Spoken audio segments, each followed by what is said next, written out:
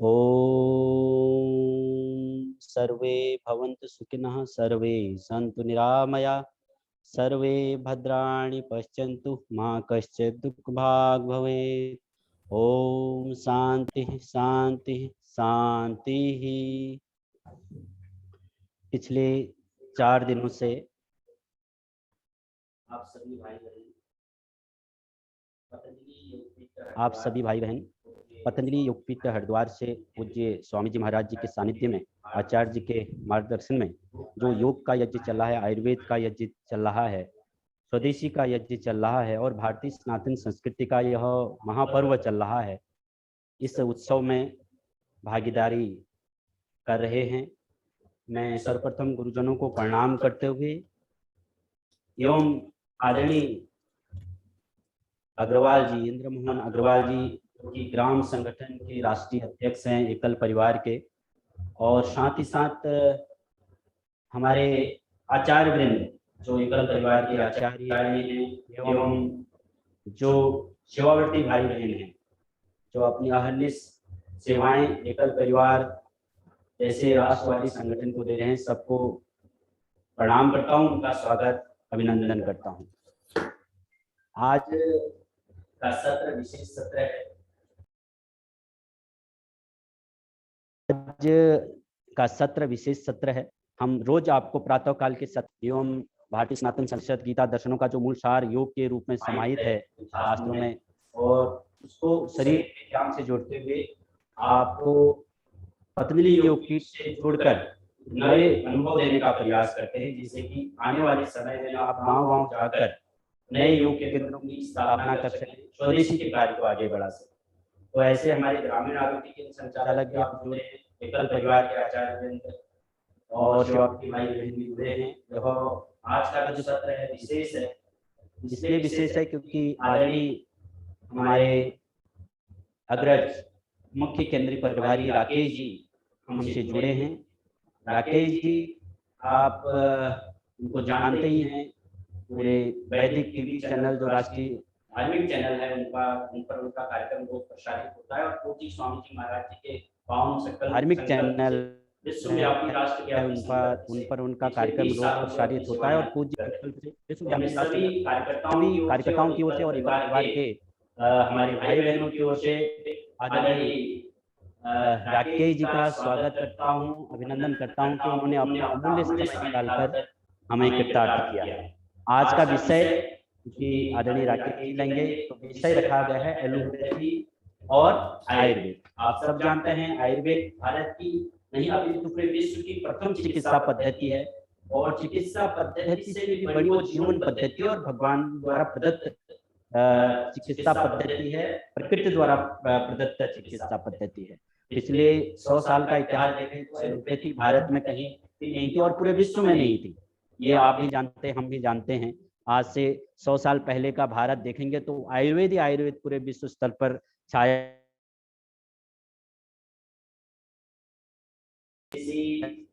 हुआ था। तो एक ऐसे कारण आयातित संस्कृति के कारण जो यहाँ पर हमारी चिकित्सा पद्धति और वैदिक मूल्यों का ह्रास हुआ, तो पुनः उत्थान करने का कार्य यहाँ पतंजलि योगपीठ से चल रहा है। तो आयुर्वेद इस प्रकार एलोपैथी से भी श्रेष्ठ है, और सब जानते हैं सबके मूल में ही आयुर्वेद चिकित्सा पद्धति है। तो इस कंपेरिजन वाले विषय पर आदरणीय राकेश जी प्रकाश डालने वाले हैं, और साथ ही साथ हमारे पूर्वजों की जो महान परंपरा रही है, हमारे पूर्वजों को हम क्यों श्रेष्ठ कहते हैं, विश्व गुरु हम क्यों कहे जाते हैं, उस बारे में भी आपसे चर्चा करेंगे। तो सबका हार्दिक अभिनंदन है, और आदरणीय राकेश जी का एक बार पुनः सभी की ओर से हम स्वागत करते हुए उनको मन समर्पित करता हूँ। ओम प्रणव।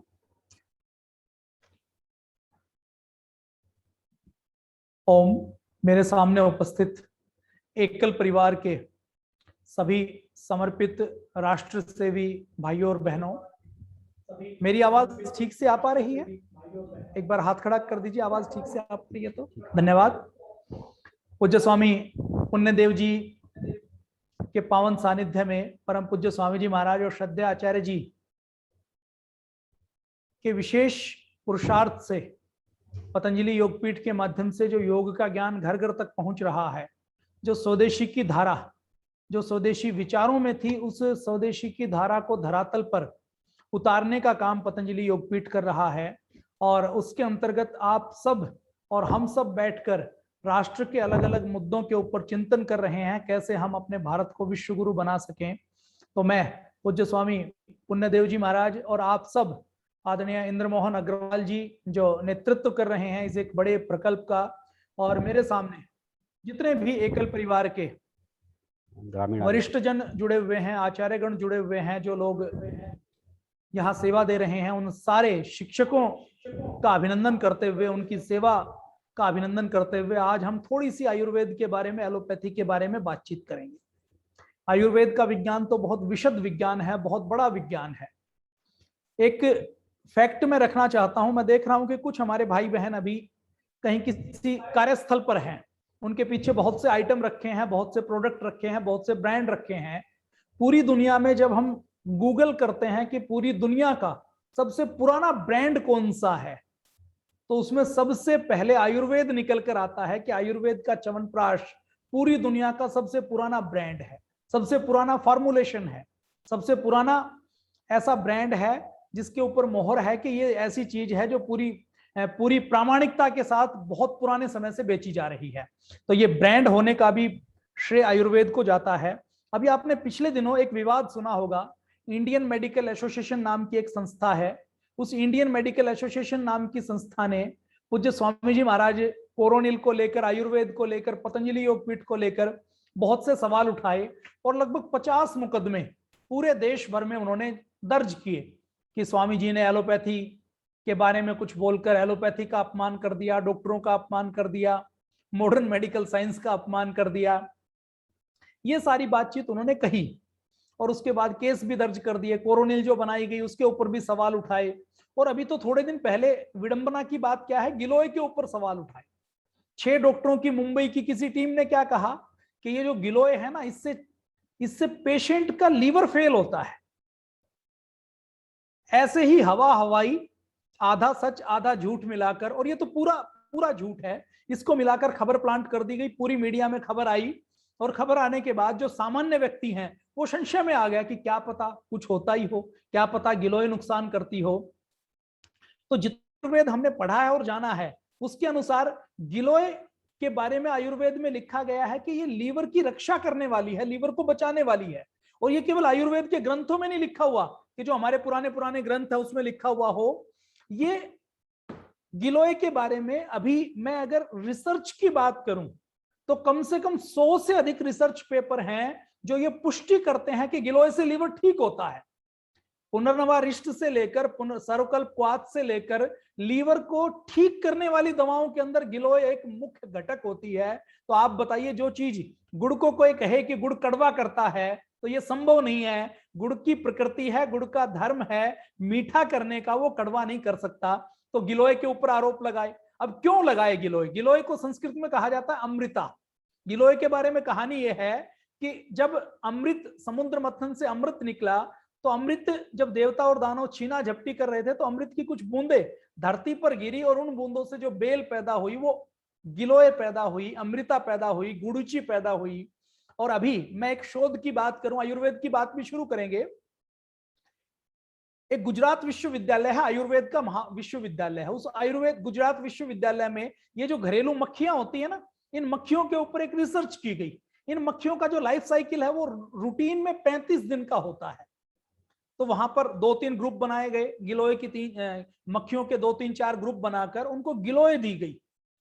तो जिनको गिलोय दी थी उन मक्खियों का लाइफ साइकिल 30 दिन से बढ़कर 85 दिन तक हो गया।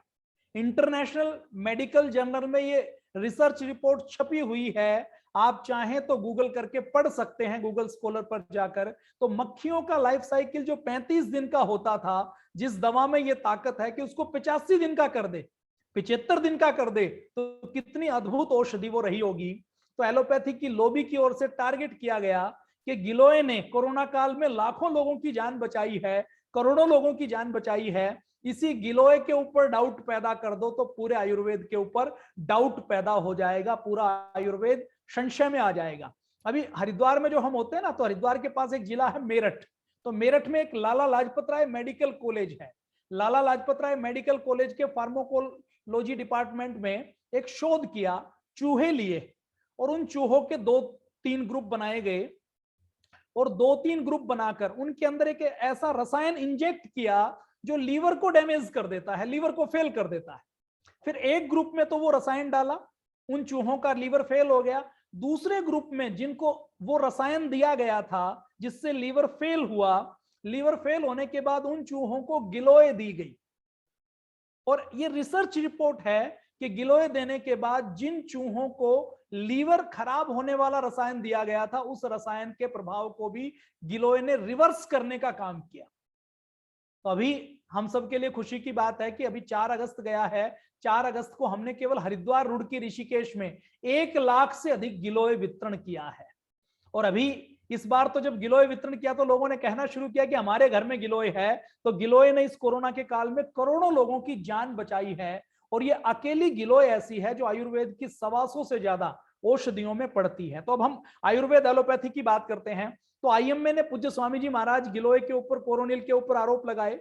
गिलोय, कोरोनिल और पूज्य स्वामी जी के ऊपर आरोप लगाकर क्या कहा कि ये आयुर्वेद की जो कोरोनिल है ये तो कोई दवाई नहीं है, ये तो असर ही नहीं करती। लेकिन कमाल की बात यह है कि सारे आरोप लगाने के बाद, मीडिया के षड्यंत्र करने के बाद भी लगभग 10 करोड़ लोगों ने गिलोय कोरोनिल की गोलियां खाई, कम से कम 10 करोड़ लोगों ने। ये मैं फर्स्ट वेव की बात कर रहा हूं, सेकंड वेव के आंकड़े अभी मेरे पास नहीं है। तो आप अंदाजा लगाइए कि लोगों का भरोसा कितना कायम है। ये तो मैंने कोरोनिल की बात की और ऐसे करोड़ों लोग हैं जिन्होंने घर में गिलोय का काढ़ा बनाकर पिया, तुलसी का काढ़ा बनाकर पिया, अश्वगंधा का, हल्दी का काढ़ा बनाकर पिया, लौंग का काढ़ा बनाकर पिया, तेज पत्ता डालकर पिया। तो ये सारी चीजें आज पूरी दुनिया के सामने प्रमाण सहित आ रही हैं। और आज गिलोय की हल्दी, आज आप हम अगर आयुर्वेद की बात करें, हमारे गिलोय में, हमारी हल्दी में, हमारे नीम में यदि दम नहीं होता तो अमेरिका वाले मूर्ख नहीं है कि वो उसके ऊपर पेटेंट करवाते। अभी मैं रिसर्च रिपोर्ट की बात करूं, क्लिनिकल कंट्रोल ट्रायल की बात करूं, तो हमारी अदरक, हमारी हल्दी, हमारी अजवाइन, हमारा कालमेघ, हमारा आंवला, हमारी हरड़, हमारी तुलसी, इनके ऊपर हजारों रिसर्च पेपर हैं। सैकड़ों की बात नहीं करता मैं, हजारों रिसर्च पेपर पब्लिश हो चुके हैं और पूरी दुनिया ये जान गई है कि सबसे ज्यादा यदि दम है तो वो आयुर्वेद के अंदर है। एलोपैथी कितना स्टूपिड साइंस है, मैं एलोपैथी के लिए सब शब्द प्रयोग करता हूं कि तो ये तो स्टूपिड साइंस है, दिवालिया साइंस है, ये सूडो साइंस है और ये विज्ञान के नाम पर अज्ञान है। ये अभी डेवलपिंग साइंस है, इसमें ऐसी कोई अचीवमेंट नहीं है एलोपैथी की। अगर आप पेन मैनेजमेंट को और इमरजेंसी मैनेजमेंट को छोड़ दें तो एलोपैथी की कोई ऐसी बड़ी अचीवमेंट नहीं है। हमें इमरजेंसी है तो हम एलोपैथी का प्रयोग कर सकते हैं।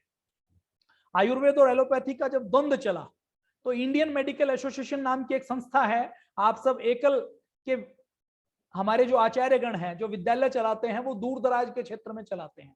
और एकल विद्यालयों की स्थापना का एक बड़ा उद्देश्य क्या था कि सेवा के नाम से, चिकित्सा के नाम से और शिक्षा के नाम से जो कन्वर्जन होता है, जो लोगों को षड्यंत्र पूर्वक भ्रमित किया जाता है, उसको रोकने के उद्देश्य से भी एकल का एक बड़ा उद्देश्य एकल को स्थापना करने का रहा है, ताकि सेवा के नाम से किसी का धर्म परिवर्तन ना किया जा सके। तो 1928 में एक संस्था बनाई गई। देखिए, जब अंग्रेज आए तो अंग्रेजों के पीछे पीछे उनके पादरी आए, बाइबल लेकर आए और उन्होंने भोले भाले लोगों का धर्म परिवर्तन करना शुरू किया। तो 1928 में डॉक्टरों को सेफगार्ड करने के लिए इंडियन मेडिकल एसोसिएशन बनाई गई।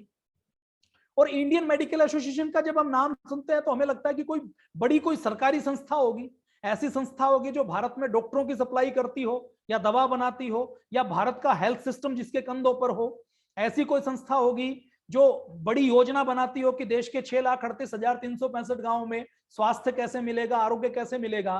तो जब ये हमारा आईएमए के साथ विवाद हुआ ना, तो इंडियन मेडिकल एसोसिएशन सरकार को गाइड करने का काम करती थी कि हेल्थ मिनिस्टर को ऐसा करना चाहिए, स्वास्थ्य मंत्रालय को ऐसे काम करना चाहिए। तो सबको ये लगता था, आप में से भी कुछ लोगों को लगता होगा कि ये कोई बहुत बड़ी सरकारी संस्था होती होगी जो बहुत कोई बड़ा काम करती होगी। जब हमने रिसर्च की तो ये पाया कि ये कोई सरकारी संस्था नहीं है। ये जैसे सोसाइटी एक्ट में हम कोई अपनी 4 लोग मिलकर अपनी संस्था रजिस्टर्ड करवा लें। इसका एग्जांपल कैसे देते हैं हम कहते हैं कि आपके शहर में ड्राइवर की कोई एसोसिएशन है, 10-20 ड्राइवर मिलकर अपनी ड्राइवर एसोसिएशन बना सकते हैं। किसी शहर में 10-20-50 कोई कसाई मिलकर कसाई एसोसिएशन बना सकते हैं, होटल वाले मिलकर होटल वाले एसोसिएशन बना सकते हैं, कोई शराब बेचने वाले शराब बेचने वालों की एसोसिएशन बना सकते हैं। तो ऐसे ही ये एक प्रोफेशन वालों की एसोसिएशन बनाई हुई है। और जब और जानकारी ली गई तो ये पाया गया कि इसका काम केवल एलोपैथी डॉक्टरों को सेफगार्ड करने का है। हमारा किसी से विवाद नहीं है, ना तो एलोपैथी डॉक्टरों से, ना एलोपैथी से। एलोपैथी की भी आवश्यकता है, इमरजेंसी में एलोपैथी ही काम आती है। मॉडर्न जितनी भी इन्वेस्टमेंट हुई है वो एलोपैथी के ऊपर हुई है। तो ये इंडियन मेडिकल एसोसिएशन खुद एलईडी बल्ब को एंडोर्स करती है। मतलब पेप्सी नाम की एक कंपनी का नाम आपने सुना होगा, वो पेप्सी जो कोल्ड ड्रिंक बेचती है, जब कोल्ड ड्रिंक का बाजार कम हुआ तो उसने जूस लॉन्च किया।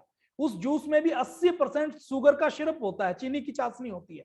उसको इंडियन मेडिकल एसोसिएशन के पास वो गए और उन्होंने उनसे कहा कि हम आपको 20 करोड़ रुपए देंगे, आप हमारे जूस के ऊपर मोहर लगा दो इंडियन मेडिकल एसोसिएशन की कि ये डॉक्टरों के लिए बहुत अच्छा है।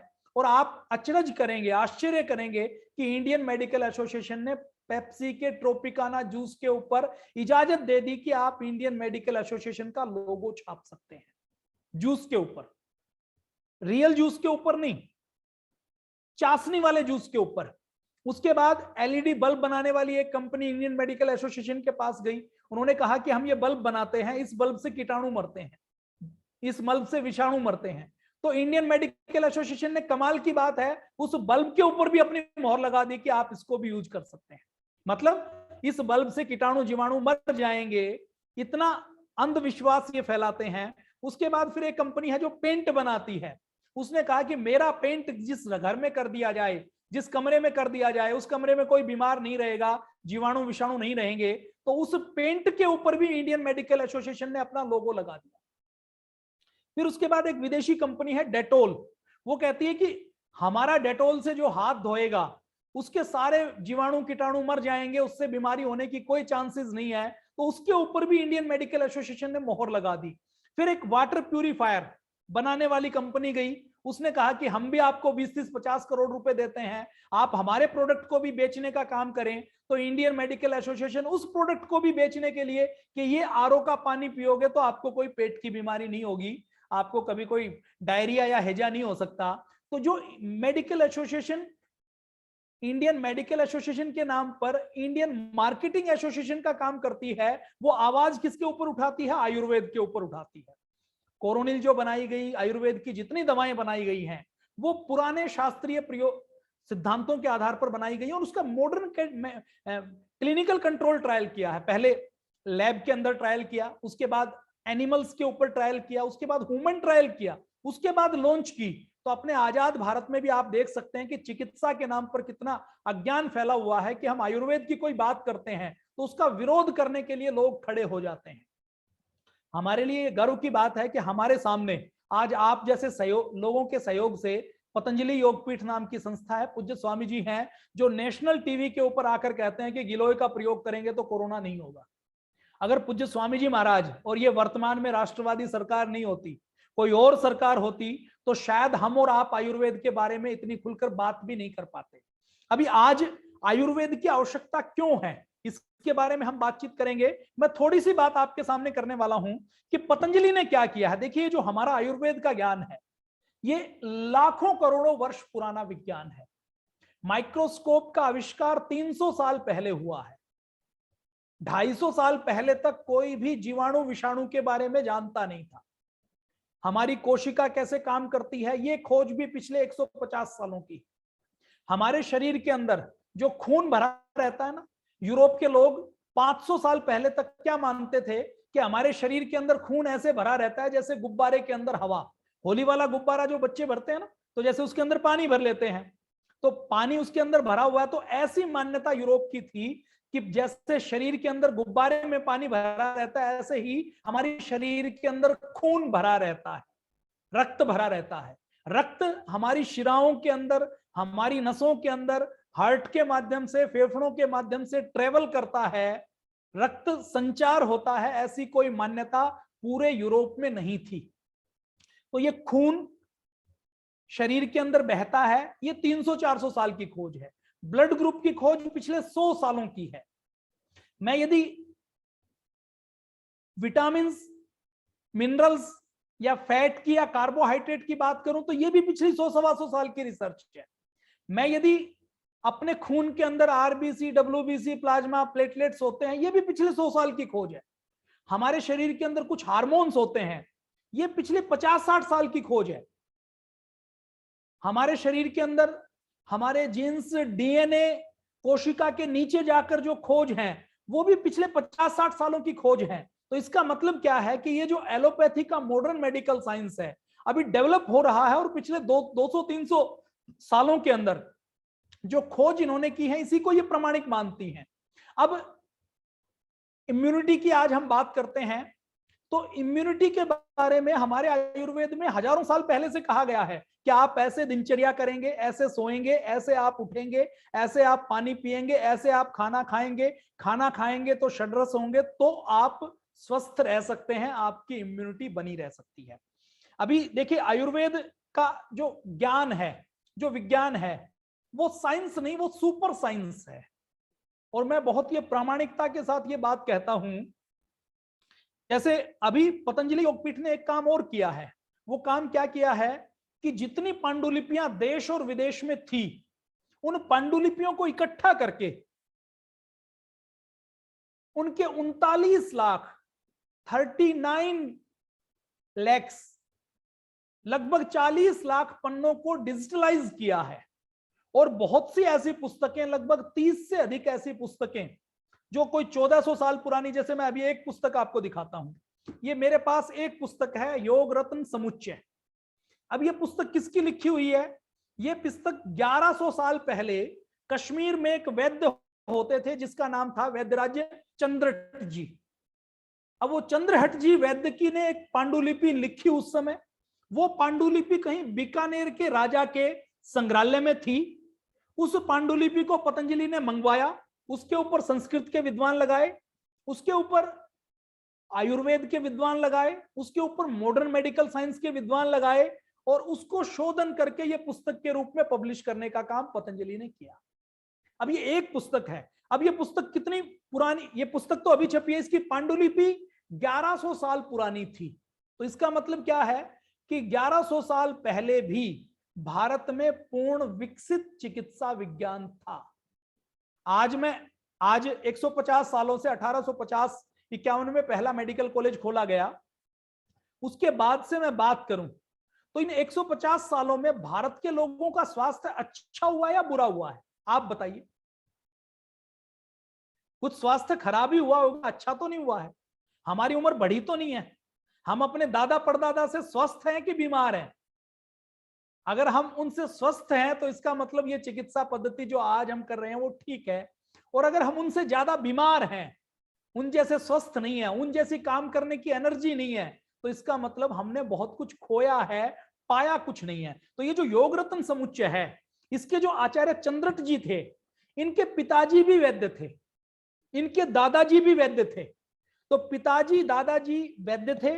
इन्होंने चरक संहिता भी पढ़ी, सुश्रुत संहिता भी पढ़ी, महर्षि वाघभट्ट को भी पढ़ा, बहुत से निघंटुओं को भी पढ़ा। इनके घर में खुद पुस्तकालय था, पुस्तकालय में हजारों पांडुलिपियों को उन्होंने पढ़ा और पढ़कर जो इनके बाप दादा और इनका निचोड़ था, उस सारे निचोड़ के आधार पर उन्होंने नुस्खे इसके अंदर लिखे। अब इसके अंदर हजारों नुस्खे हैं। अब इसके एक फार्मूले के ऊपर कोई मल्टीनेशनल कंपनी दवा बनाएगी तो वो सैकड़ों करोड़ रुपए की कमाई करना चाहेगी। तो ये जो योग रत्न समुच्चय है ना, मैं इसकी बात करूं तो कितनी डिटेल में है। केवल चूर्ण की मैं बात करूं, चूर्ण जो आपने देखा है ना, अब चूर्ण के बारे में हम बात करें तो चूर्ण क्या है कि ठीक है, जो थोड़ा सा नमकीन है, थोड़ा सा खाने में टेस्टी है, वो चूर्ण है। लेकिन चूर्ण के लगभग 150 प्रकार हैं। मैं कुछ नाम आपको लेता हूं। योग युक्ते हिंगादि चूर्णम, वाघभट्टे हिंगादि चूर्ण, वाघभट्टे वैष्णवर चूर्ण, नाराचम चूर्ण, हिंगवादम चूर्ण, हस्ति प्रणय चूर्ण, त्रि लवणादि चूर्ण, अजमोदादि चूर्ण, गंगाधर चूर्ण, लवंगादि चूर्ण, कपूरांदी चूर्ण। मतलब ऐसे चूर्ण की बात करूं तो मैं लगभग 125 प्रकार के चूर्ण की बात की है। अलग अलग प्रकार के घी की बात की है, तेल की बात की है, औषधियों की बात की है।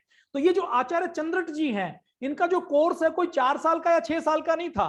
ऐसे ही जैसे मैं एक पुस्तक आपको दिखूं, ये सिद्ध सार संहिता, तो अपने पुराने भारत में ऐसी भी एक व्यवस्था थी कि ऐसे लोग जो चरक संहिता, सुश्रुत संहिता को पूरा नहीं पढ़ सकते, उनके लिए ऐसे क्रैश कोर्स टाइप में बनाए हुए थे कि आपको फर्स्ट एड देनी है, आपको सामान्य जानकारी देनी है, तो आप ये पुस्तकें पढ़कर किसी योग्य वैद्य के सानिध्य में 5-7 साल रह लें तो आप अपने घर के आसपास इलाज कर सकते हैं। तो ये देखिए सिद्ध सार संहिता, रविगुप्त जी एक वैद्य हुए हैं लगभग 700-800 साल पहले। उनकी ये पांडुलिपि कहीं नेपाल के अंदर थी, नेपाल से पांडुलिपि को मंगवा कर किया। ये 1400 साल पुरानी एक पांडुलिपि थी। इस पुस्तक का नाम है योग शतक वैद्य वल्लभा। ये रूपनयन नाम के एक वैद्य थे, 1400 साल पहले उन्होंने 100 ऐसे नुस्खों का, फार्मूलों का योजन करके एक पांडुलिपि बनाई कि ये 100 फार्मूले हैं जिससे लगभग सारी बीमारियां कवर हो जाती हैं। तो ये जो प्रयोग करेगा वो अपना सामान्य बीमारियों का इलाज कर सकता है। तो इसकी पांडुलिपि, कहीं कोई पांडुलिपि गंगा बीकानेर में है, कहीं कोई पांडुलिपि वाराणसी के किसी पुस्तकालय में धूल खा रही है, तो पतंजलि ने ऐसी पांडुलिपियां खोजकर उनकी पुस्तकें छापने का काम भी किया है। तो ये एक बड़ा काम पतंजलि में चल रहा है। आज यदि मैं भारत की बात करता हूं तो देखिए आयुर्वेद के क्षेत्र में भारत कैसा था, आप इसका अंदाजा लगा लीजिए। नालंदा विश्वविद्यालय का नाम आपने जरूर सुना होगा, शिक्षा के क्षेत्र से आप जुड़े हुए हैं। बिहार से, पटना से कोई 100-150 किलोमीटर दूर नालंदा नाम की एक जगह है। अलेक्जेंडर कनिंघम नाम का एक अंग्रेज था, उसने वेनसांग की डायरी पढ़ी तो उसने अंदाजा लगाया कि भारत में नालंदा नाम की कोई जगह होनी चाहिए। वो नालंदा में गया, जब पटना से जितनी दूरी वेनसांग ने लिखी थी, तो वहां पर उसको एक टीला सा दिखाई दिया। 1890 के आसपास उसने उस टीले की खुदाई करनी शुरू की। तो उस अंग्रेज का हम आभार व्यक्त करते हैं कि कम से कम वो नालंदा को सामने लाया। अगर नालंदा आज हमारे सामने नहीं होता तो शायद पूरी दुनिया मानती नहीं कि भारत के अंदर शिक्षा नाम की कोई चीज रही है। तो उस नालंदा में खुदाई की तो 4 मंजिला विश्वविद्यालय निकला, जिसमें 20 देशों से लोग पढ़ने के लिए आते थे। 10,000 विद्यार्थी पढ़ते थे, अलग अलग कमरे बने हुए थे। विद्यार्थी और शिक्षक का रेशो बहुत अच्छा था, सारे विषय उसमें पढ़ाए जाते थे, आध्यात्मिक विषय भी होते थे और वैज्ञानिक विषय भी होते थे। उस नालंदा विश्वविद्यालय को नष्ट कैसे हुआ इसकी भी मैं 2 मिनट में कहानी बताऊंगा कि बख्तियार खिलजी नाम का जब हमलावर आया, वो एक बार बहुत बुरी तरह से बीमार पड़ा तो कुछ लोगों ने कहा कि नालंदा में जो आयुर्वेद का डिपार्टमेंट है वो बहुत अच्छा है, वैद्य बहुत अच्छे हैं। तो श्री राहुल आचार्य नाम के एक वैद्य उस समय HOD होते थे वहां के वैद्य विभाग के, आयुर्वेद के, उनको बुलाया गया। उन्होंने बख्तियार खिलजी का इलाज करना शुरू किया। तो बख्तियार खिलजी ने कहा कि ये काफिर है, मैं इसकी दी हुई दवा तो नहीं खाऊंगा। तो उसने बख्तियार खिलजी से कहा कि तुम अपनी कुरान लेकर आओ। उसकी कुरान ली और कुरान के ऊपर ऐसी नैनो टेक्नोलॉजी की, धूम्र चिकित्सा से, औषध चिकित्सा से कुरान के पन्नों के ऊपर ऐसा लेपन किया कि बख्तियार खिलजी ने 1 महीने तक वो कुरान के पन्ने हाथ में थूक लगाकर पलटे तो जो असाध्य बीमारी जिसका इलाज कोई और नहीं कर पाया, ये कहा जाता है कि आयुर्वेद के एक वैद्य ने केवल पन्ने पलटने से उसकी असाध्य बीमारी को ठीक कर दिया। और बख्तियार खिलजी ने जब देखा कि भारत में ऐसे विश्वविद्यालय है जहां का एक आचार्य बिना किसी दवा को दिए अगर केवल स्पर्श मात्र से बीमारी को ठीक कर सकता है, तो ये तो अद्भुत ज्ञान और विज्ञान है। उसने देख लिया कि भारत में यदि ऐसा ज्ञान विज्ञान रहेगा तो हम भारत की संस्कृति को तोड़ नहीं सकते, भारत के ऊपर शासन नहीं कर सकते। वो अपनी सेना के साथ नालंदा विश्वविद्यालय में पहुंचा, वहां के कुलपति को बुलाया गया और कहा गया कि ये जो आपका 4 मंजिल पुस्तकालय है, जिसके अंदर कहा जाता है कि लगभग 80 लाख पांडुलिपियां थी, उसमें कहा कि इसके अंदर क्या है। और फिर अपनी कुरान को सामने लेकर कहा कि यदि इसके अंदर वो चीज है जो कुरान के अंदर है तो इसको रखने की आवश्यकता नहीं है, क्योंकि हमारे पास कुरान है। और उसने कहा कि यदि इसके अंदर वो चीज है जो कुरान के अंदर नहीं है तो इसका मतलब वो चीज अच्छी नहीं हो सकती, उसकी दुनिया को आवश्यकता नहीं है। और उस वहशी हमलावर ने नालंदा विश्वविद्यालय में हमारी लगभग 80 लाख पांडुलिपियों को आग लगा दी। वेनसांग की डायरी अभी उपलब्ध है, आप कभी उसके पन्ने पलटेंगे तो उसने लिखा है कि रत्न सागर से लेकर चार मंजिला पुस्तकालय था। उन पुस्तकालयों को जब जमीन के नीचे खड़े होकर देखते थे तो ऐसे लगते थे कि जैसे आसमान के बादलों के बीच में है। तो ऐसी 4-4 मंजिल के पुस्तकालय, इतना ज्ञान विज्ञान जिस भारत देश में रहा होगा, तो उसकी आप कल्पना कर सकते हैं कि भारत की सभ्यता, संस्कृति और ज्ञान विज्ञान कितना महान रहा होगा। तो हमारे भारत में आयुर्वेद की बहुत सुदृढ़ परंपरा रही है। और आयुर्वेद का ज्ञान विज्ञान के सामने हम एलोपैथी की बात करें तो एलोपैथी का ज्ञान विज्ञान नाखून भर के बराबर भी नहीं है। मैं पूरी प्रामाणिकता के साथ ये बात कहता हूं। आज यदि मैं भारत की बात करूं तो अपने भारत में लगभग 135 करोड़ की आबादी है। इस 135 करोड़ की आबादी में मैं यदि बीमारों की बात करूं तो आज पूरी दुनिया में भारत को डायबिटीज की राजधानी कहा जाता है। मतलब कि पूरी दुनिया में डायबिटीज के सबसे अधिक पेशेंट यदि किसी देश में है तो उसका श्रेय भारत को मिला है। भारत में आज 7 करोड़ से अधिक डायबिटीज के रोगी हैं और आने वाले सालों में ऐसा लगता है कि भारत के अंदर ये डायबिटीज के मरीजों की संख्या 15-20 करोड़ से पार कर सकती है। और आपको पता है कि डायबिटीज होती है तो 3-4 बीमारियां और पीछे पीछे आती हैं। अब अगर मैं हार्ट की बीमारी की बात करूं तो अपने भारत के अंदर 6 करोड़ से अधिक लोग ऐसे हैं जिनको कोई गंभीर हार्ट की बीमारी है। यदि मैं ब्लड प्रेशर की बात करूं तो भारत में शहर की बात करें तो हर चौथे व्यक्ति को ब्लड प्रेशर है। और अगर मैं गांव की बात करूं तो हर 10 में से एक आदमी को, हर 10वें आदमी को, 10% आबादी को ब्लड प्रेशर की बीमारी है। मैं थायराइड की बात करूं तो माताओं बहनों से लेकर भाइयों में थायराइड खूब बढ़ रहा है। हर 10 में से एक व्यक्ति को थायराइड है। भारत में 30 लाख अभी कैंसर के रोगी हैं। हर साल 10 लाख नए रोगी आ जाते हैं और 8 लाख पुराने रोगी मर जाते हैं, जो ट्रीटमेंट लेते लेते मर जाते हैं। तो कैंसर की बीमारी भारत के अंदर बढ़ रही है। गांव के गांव कैंसर के रोगी हो रहे हैं। पहले कैंसर का रोगी कोई कोई होता था, अब हमारे किसी क्लोज रिश्तेदारी में, मतलब बुआ में या मामा में, आपको कोई ना कोई कैंसर का मरीज मिल जाएगा। अस्थमा की मैं बात करूं तो भारत के अंदर लगभग 3 करोड़ तो ऐसे हैं जो गंभीर अस्थमा है जिनको, और 15 से 20 करोड़ ऐसे लोग हैं जिनको मौसम के अनुसार या धूल के अनुसार अस्थमेटिक हो जाते हैं। आर्थराइटिस की, जोड़ों के दर्द की बात करूं मैं तो भारत में जो दर्द के, आर्थराइटिस के, सर्वाइकल स्पॉन्डिलाइटिस के, स्लिप डिस्क के, कुल्ले के दर्द के, घुटने के दर्द के 20 करोड़ से अधिक रोगी हैं। भारत में हर 5 में से किसी ना किसी एक आदमी को गंभीर बीमारी है। भारत में हर साल लाखों मलेरिया के रोगी आते हैं। टीबी के रोगी हर साल लाखों की संख्या में आते हैं। लगभग 25 लाख टीबी के मरीज हैं और भारत में 40 करोड़ लोगों के शरीर के अंदर टीबी के रोगाणु हैं, जीवाणु हैं, जो कभी भी अनुकूल वातावरण मिले, मतलब थोड़ी सी इम्यूनिटी कम हो, उनको अनुकूल वातावरण मिले तो वो टीबी पैदा कर सकते हैं। और इस टीबी के बारे में हम कहते थे कि टीबी के ऊपर तो हमने पूरा कंट्रोल कर लिया, और अब जो टीबी होती है वो दवाओं से, जो साधारण एंटीबायोटिक जो टीबी के ऊपर काम करती थी, उनसे कंट्रोल भी नहीं होती। अब मैं अगर बात करूं तो भारत में हर 5 में से एक आदमी को गंभीर बीमारी है। और अगर मैं 40 वर्ष से ऊपर की बात करूं तो 40 वर्ष से ऊपर के हर व्यक्ति को कोई ना कोई बीमारी है। किसी को डायबिटीज है तो किसी को बीपी है, किसी को थायराइड है तो किसी को माइग्रेन पेन है, किसी को साइनस है तो किसी को अस्थमा है, किसी को जोड़ों का दर्द है तो किसी को घुटनों का दर्द है। मतलब हर 5 में से एक व्यक्ति को कोई ना कोई एक बीमारी है। और हर 5 में से बहुत से ऐसे व्यक्ति हैं जिनको केवल एक बीमारी नहीं है, 2-2, 3-3 बीमारी एक साथ हैं। तो ये आजादी के बाद हमने एलोपैथी को खूब प्रश्रय दिया। और 60 साल से उम्र की बात करूं तो 60 साल से ऊपर के जो व्यक्ति हैं उनको तो 5-5, 6-6 बीमारी है।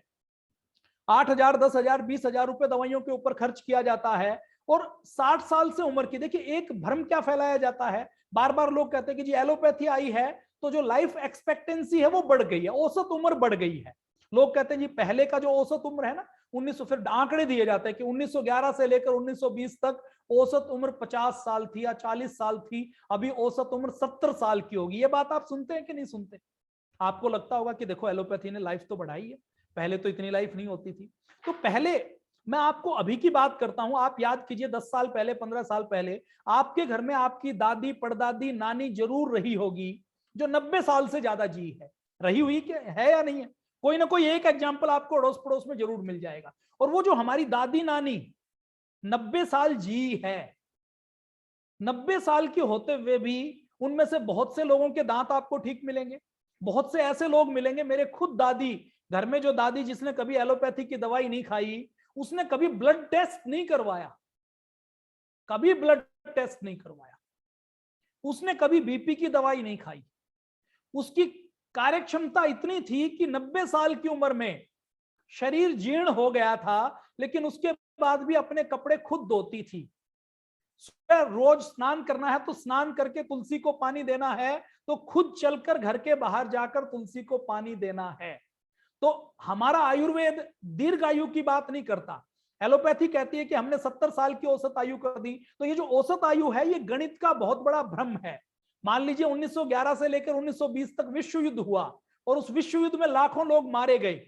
मान लीजिए किसी महिला के 10 बच्चे पैदा हुए और 10 बच्चे में से एक बच्चा अगर 100 साल तक जीवित रहता है और बाकी 9 बच्चे किसी युद्ध के कारण या किसी अपरिहार्य परिस्थिति के कारण 10 साल की उम्र में मर जाते हैं, तो औसत कितना निकलेगा?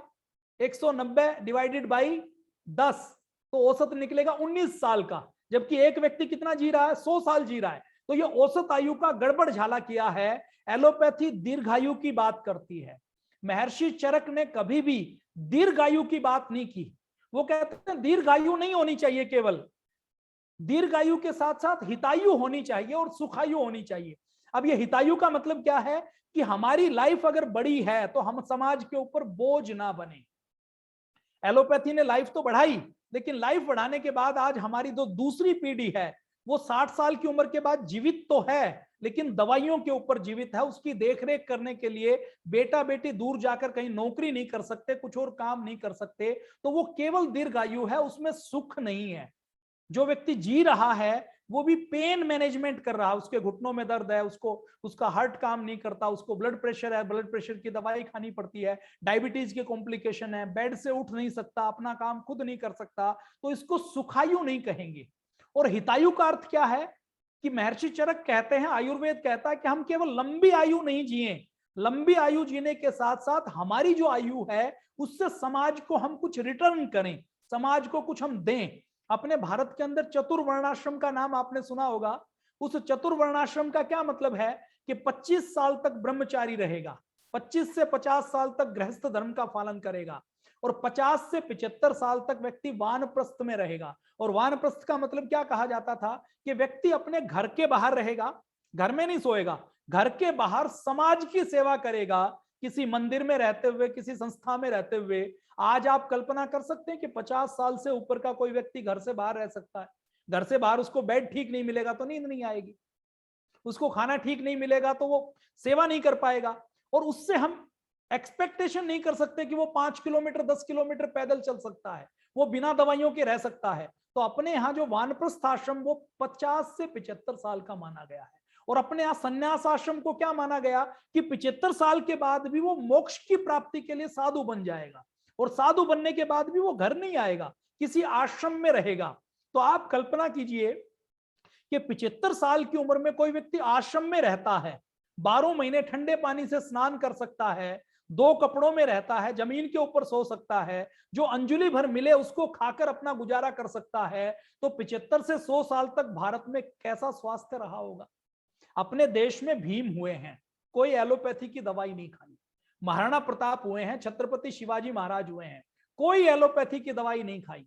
बचपन में कोई पैरासीटामोल नहीं पिया, कोई वैक्सीन लगवाने की जरूरत नहीं पड़ी, कोई उन्होंने बूस्ट या हॉर्लिक्स नहीं खाया। उन्होंने जो बड़ी बड़ी लड़ाइयां लड़ी हैं, बड़ा बड़ा काम किया है, वो अपने भारत की मिट्टी में इसी आयुर्वेद के सहारे किया है। तो अपने भारत में करोड़ों लोग बीमार हैं। अब इन करोड़ों लोग जो बीमार हैं, मैं अब एक कंपैरिजन आपके सामने थोड़ा सा रखना चाहता हूं कि अपने भारत के अंदर अभी मैं बात करूं तो जैसे हार्ट के ऑपरेशन की बात करूं तो भारत में 2 लाख हार्ट के ऑपरेशन होते हैं हर साल। 20 लाख हार्ट के ऑपरेशन करने की जरूरत है। मतलब 20 लाख लोग ऐसे हैं जिनके हार्ट इतने खराब हो चुके एलोपैथी के कारण या मॉडर्न मेडिकल साइंस के कारण या आधुनिक दिनचर्या के कारण कि उनको हार्ट में स्टंट डालने की या बाईपास सर्जरी करने की जरूरत है। 1 लाख लोगों के घुटने बदले जाते हैं और भारत में हर साल 10 लाख लोगों के घुटने बदलने की जरूरत है। भारत में हर साल 7,000 लोगों की किडनी बदली जाती है। भारत में 2 लाख लोगों की किडनी बदलने की आवश्यकता है, लेकिन किडनी नहीं मिलती। किडनी बदलने के लिए 60-70 लाख रुपए नहीं है, तो लोग मर जाते हैं, किडनी उनकी बदली नहीं जाती। हर साल भारत के अंदर जो लोग बीमार होते हैं, बीमार रहते हैं आधुनिक चिकित्सा पद्धति के कारण, उनके कारण लगभग potential productive years of life की बात करें तो 1 करोड़ साल नष्ट होते हैं जो देश के निर्माण में लग सकते हैं। इसको यदि इसकी कॉस्ट कैलकुलेशन करते हैं तो देश में 8 लाख करोड़ रुपए का काम वो बीमार व्यक्ति कर सकते हैं, जो यदि ठीक रहते तो वो काम कर सकते थे। अब मैं आपके सामने एक और चर्चा करता हूं कि देखिए, अभी मॉडर्न मेडिकल साइंस एलोपैथी हमारे भारत में है, और भारत के 135 करोड़ लोगों में से लगभग 70 करोड़ लोग ऐसे हैं जो गरीबी की रेखा से नीचे रहते हैं, जो चाहें तो भी किसी बड़े हॉस्पिटल में जा नहीं सकते, इलाज नहीं करवा सकते, हॉस्पिटल में उनको बेड नहीं मिलेगा। अब ऐसी स्थिति में हम यदि बात करें तो वो इलाज नहीं ले सकते, वो गांव में कोई उनके पास डॉक्टर नहीं है, हॉस्पिटल नहीं है। 70 करोड़ लोग गरीबी की रेखा से नीचे हैं। उनमें से कुछ करोड़ लोग जब हॉस्पिटल में जाते हैं ना कि मेरे घर में मेरे पिताजी मेरी माताजी का स्वास्थ्य खराब हो गया, तो वो दौड़ भाग करके किसी पास के शहर में जाते हैं और शहर के हॉस्पिटल में एडमिट करवाते हैं। तो मॉडर्न मेडिकल साइंस का इलाज करवाने के कारण हर साल कई करोड़ परिवार ऐसे होते हैं जिनकी जमीन बिक जाती है, जिनका घर बिक जाता है, जिनकी मां बहन बेटी के जेवर बिक जाते हैं, तब वो इलाज करवा पाते हैं। पहले वो ठीक ठाक किसान होते हैं और इलाज करवाने के बाद उनको किसी खेत में, दूसरे के खेत में मजदूरी करनी पड़ती है। तो ये अपने भारत की स्थिति है। मैं आपके सामने कंपैरिजन रखना चाहता हूं। जैसे मैं अमेरिका की बात करूं तो अभी अमेरिका के नाम से आपको क्या लगता है कि अमेरिका बहुत डेवलप देश है? अमेरिका के पास सारे संसाधन हैं, एक से एक नया हथियार वो बनाता है। अमेरिका की आबादी 35 करोड़ की है, भारत की आबादी 135 करोड़ की है। अमेरिका के पास जो संसाधन है, अमेरिका की जो जीडीपी है वो भारत की जीडीपी से कई गुना ज्यादा बड़ी है। अमेरिका के संसाधन बहुत अच्छे हैं। मैं यदि डॉक्टर की बात करूं तो अमेरिका में डॉक्टर ज्यादा हैं। रेशो की बात करें ना कि 100 आदमियों के पीछे, जैसे 1000 आदमियों के पीछे भारत में यदि 1 डॉक्टर है तो अमेरिका में 10 डॉक्टर हैं। 1000 आदमियों के पीछे भारत में यदि 1 नर्स है तो अमेरिका में 20 नर्स है। 1000 आदमियों के पीछे यदि भारत में 5 बेड हैं तो अमेरिका में 1000 व्यक्तियों के पीछे 200 बेड हैं। भारत में यदि 1000 व्यक्तियों के लिए, 135 करोड़ लोगों के लिए 1000 व्यक्तियों के लिए मान लीजिए कि 1000 व्यक्तियों के ऊपर 10 वेंटिलेटर हैं या ऑक्सीजन की सिलेंडर की सप्लाई है, तो अमेरिका में वो उससे 20 गुना 50 गुना ज्यादा है। लेकिन आपने देखा होगा कि कोरोना नाम का एक छोटा सा वायरस आया। उस छोटे से वायरस ने, उस आंखों से ना दिखने वाले वायरस ने अमेरिका को घुटने के बल ला दिया। जो डेथ हुई, वो डेथ रेट आपने सबने देखा कि अमेरिका का ज्यादा रहा, भारत का कम रहा। वो जो नहीं दिखने वाला वायरस था, अमेरिका की सबसे सुपर रिच, जो उसकी इकोनॉमिकल कैपिटल बोला जाता है, वो उसको न्यूयॉर्क को बोला जाता है। न्यूयॉर्क की मैं बात करूं तो न्यूयॉर्क के सबसे बड़े से बड़े हॉस्पिटल की मोर्चरी के अंदर लाशें रखने की जगह नहीं थी। और जब लाशें रखने की जगह नहीं थी तो अमेरिका में जो आइसक्रीम ढोने वाले फ्रीजर है ना, जो कंटेनर टाइप के फ्रीजर होते हैं, ट्रक होते हैं, जो जिनके अंदर कूलिंग सिस्टम लगा रहता है, वो अपने हॉस्पिटल की इमरजेंसी के बाहर खड़े किए कि लोग इतनी तेजी से मर रहे हैं कि उसके अंदर ठूसना पड़ेगा। तो जब अमेरिका की ये हालात हो सकती है कि जिसको अपने ग्रेव यार्ड में जाकर, कब्रिस्तान में जाकर जेसीबी से गड्ढे खोदकर लाशों को इकट्ठा दफन करना पड़ रहा है, जिसके पास बहुत अच्छा हेल्थ सिस्टम है, तो आप कल्पना कर सकते हैं कि भारत में यदि डेथ रेट अमेरिका से कम रहा है तो इसका पूरा श्रेय भारत के कोई हेल्थ सिस्टम पर नहीं जाता, भारत की किसी सरकार को भी नहीं जाता, भारत के किसी डॉक्टर को भी नहीं जाता, भारत की किसी इंडियन मेडिकल एसोसिएशन को भी नहीं जाता। इसका सारा श्रेय अगर जाता है तो भारत में हमारे पीढ़ियों के, हमारे पूर्वजों के उस आयुर्वेद के ज्ञान को जाता है। मैं उत्तराखंड में बैठा हुआ हूं, आप में से कोई नागालैंड में, कोई मणिपुर में, मेघालय में, कोई अंडमान में, किसी भी स्टेट से हो सकता है। आप अपने दूर दराज के गांव में चले जाइए, किसी आदिवासी गांव में चले जाइए, किसी वनवासी गांव में चले जाइए। एकल विद्यालय तो आदिवासी और वनवासियों के बीच में खूब काम करता है। वहां पर आप आदिवासी वनवासियों के बीच में भी जाएंगे तो उसके पास भी विज्ञान है कि बुखार हो तो कौन सी जड़ी बूटी देना है। हमारे उत्तराखंड के अंतिम गांव में जहां पर कोई पढ़ाई नहीं है, हमारी माँ बहन बेटी जो कभी स्कूल में नहीं गई, जिसको किसी कर्क्यूमिन से लेकर किसी साल्ट का, किसी केमिकल हार्मोन्स का नाम नहीं पता, जो कभी किसी डॉक्टर से नहीं मिली, उसको भी पता है सुबह कैसे उठना है, रात को सोना कैसे है, खाना बनाना है तो कैसे हल्दी का प्रयोग करना है, घर में यदि गर्भवती महिला है तो उसको यदि डिलीवरी हुई है तो उसके लिए कौन से लड्डू बनाने हैं, उसमें क्या क्या डालना है, ये उसको खूब अच्छे से पता है। ये पता है या नहीं पता? तो ये जो हल्दी को खाने के अंदर प्रयोग करने का ज्ञान है, ये बहुत बड़ा सुपर साइंस है। आज अमेरिका के लॉस एंजल्स में जो स्टारबक्स के जो कैफे होते हैं ना, जहां पर कॉफी मिलती है, वहां पर टर्मरिक कॉफी मिलती है, टर्मरिक लैट्टे कॉफी मिलती है, और सामान्य कॉफी से महंगी मिलती है। किसी आप यूरोप के या अमेरिका के एयरपोर्ट के ऊपर चले जाएं तो आपको वहां पर गोल्डन मिल्क मिलेगा, हल्दी वाला दूध मिलेगा। उन्होंने तो हल्दी वाला दूध यहां से हल्दी मंगवाकर पीना शुरू किया है। हमारी दादी नानी तो बिना किसी रिसर्च पेपर के, बिना किसी क्लिनिकल कंट्रोल ट्रायल के ये जानती थी कि यदि किसी को चोट लगी है तो 1 गिलास दूध के अंदर 1 चम्मच घी और 1 चम्मच हल्दी डालकर पिला दो, घाव भर जाएगा।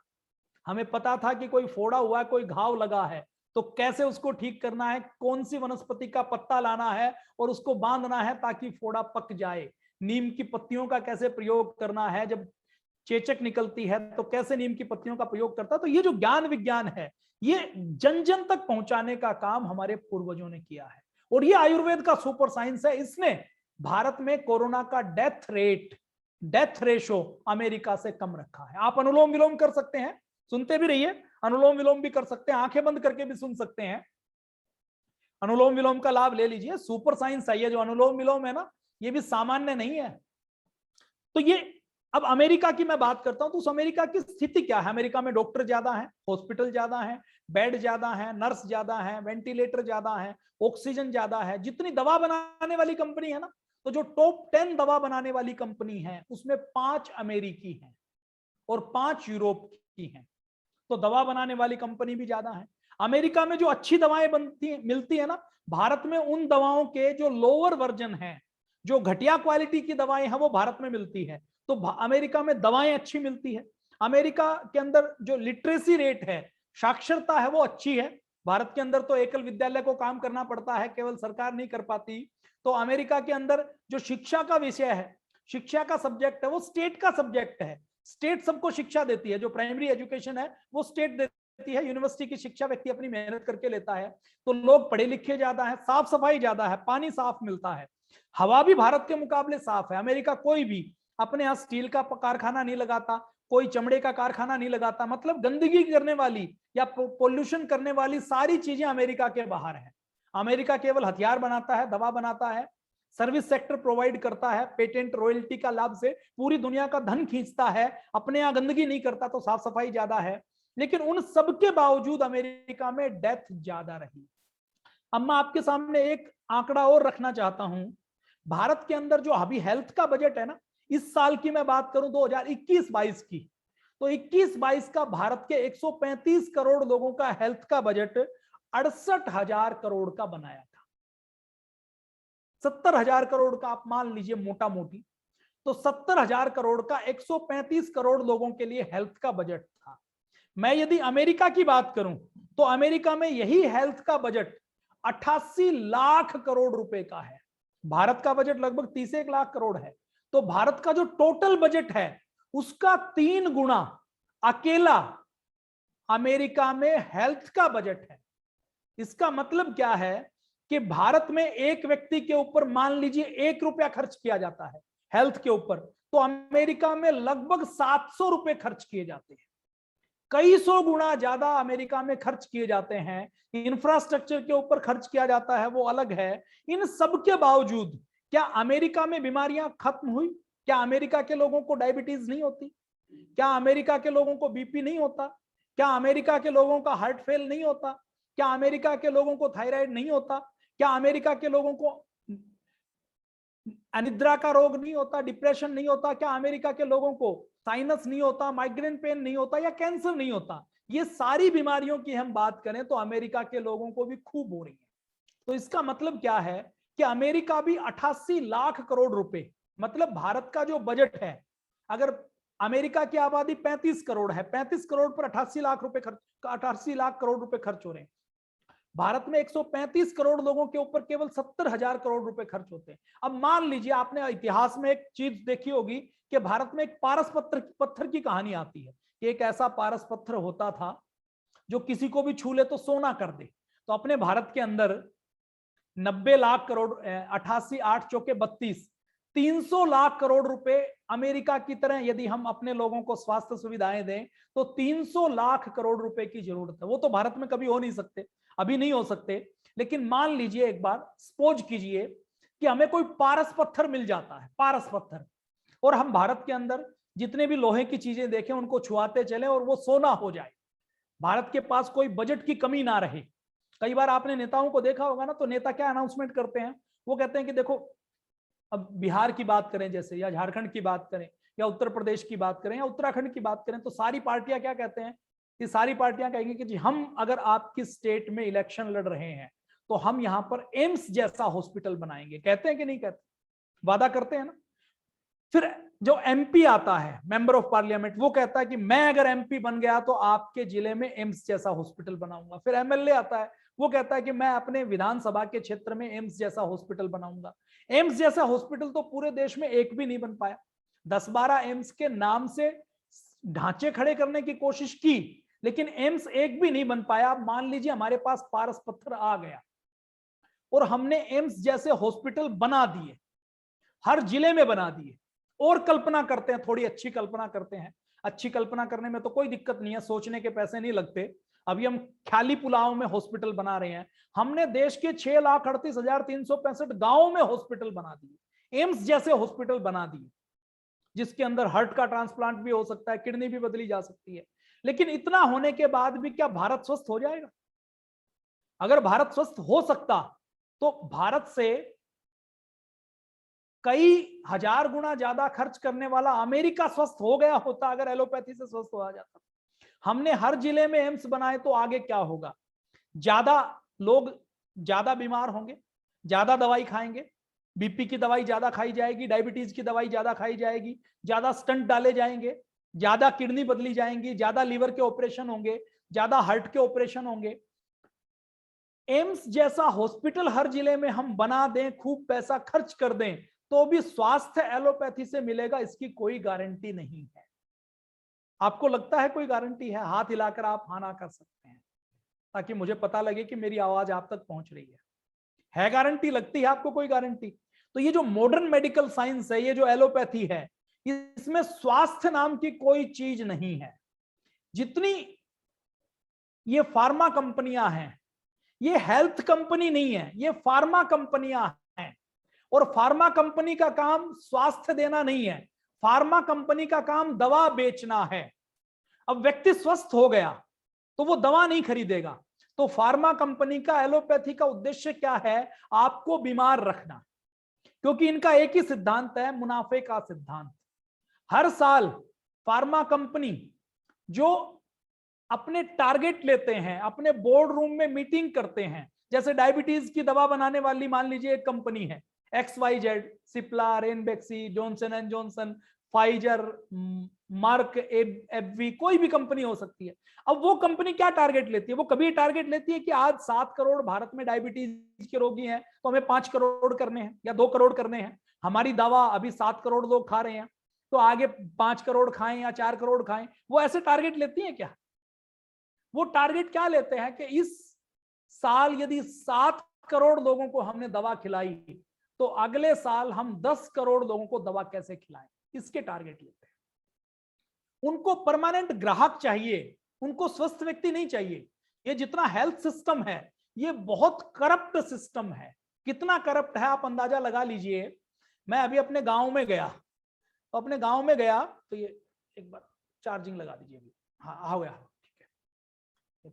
लैपटॉप थोड़ा सा डिस्चार्ज हो रहा था, तो गांव में गया तो गांव में जाते जाते एक एक्सीडेंट रोड के ऊपर हुआ था। तो एक्सीडेंट हुआ था तो 2 ऑटो वाले वहां पर झगड़ रहे थे।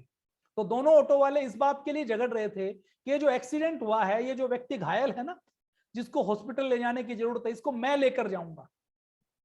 तो मैंने अपने साथ वाले व्यक्ति से पूछा कि देखो कितना राम राज्य आ गया, अपना एरिया तो बहुत डेवलप हो गया, लोग बहुत अच्छे हो गए हैं कि हॉस्पिटल में ले जाने की सेवा करने के लिए भी होड़ मची हुई है कि मैं ये सेवा करूंगा, मैं लेकर जाऊंगा। तो उस साथ वाले व्यक्ति ने बताया कि ये सेवा कुछ नहीं है, ये हॉस्पिटल में इसलिए झगड़ा कर रहे हैं। पहला ऑटो वाला कह रहा है कि लास्ट टाइम यहां पर जो एक्सीडेंट हुआ था उसको तुम हॉस्पिटल लेके गए थे, तो इस बार मेरा नंबर है। मैंने जब डिटेल से जानना चाहा तो उसने बताया कि ये जो हॉस्पिटल वाले लोग हैं ये ऑटो ड्राइवर को भी, ये एम्बुलेंस के ड्राइवर को भी कमीशन देते हैं। इस व्यक्ति को हॉस्पिटल लेकर जाएंगे, इसका 2 लाख का बिल बनेगा, तो इसमें 20,000 इस ऑटो वाले को मिलने वाले हैं। ये कोई चैरिटी करने वाला नहीं है। तो ये सिस्टम कितना करप्ट है।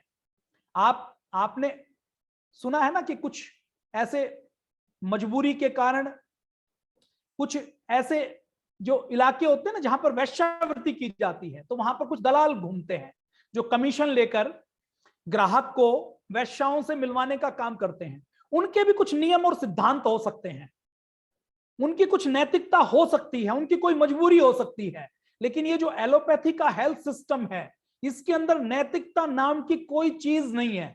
आप 500 रुपए देकर किसी डॉक्टर के पास जाएं, देखिए अच्छे डॉक्टर भी हैं, अच्छे डॉक्टरों का पूरा सम्मान है, अच्छे डॉक्टर हैं और सेवा की भावना से काम करने वाले डॉक्टर भी हैं, अपना जीवन लगाने वाले भी डॉक्टर हैं, उन सबको प्रणाम करते हैं। सारे नहीं है, लेकिन अधिक संख्या ऐसे लोगों की है। आप डॉक्टर के पास जाते हैं तो डॉक्टर के पास आप कंसल्टेशन के लिए जाते हैं, 500 रुपए की स्लिप बनाने के बाद आपको कंसल्टेशन नहीं मिलती।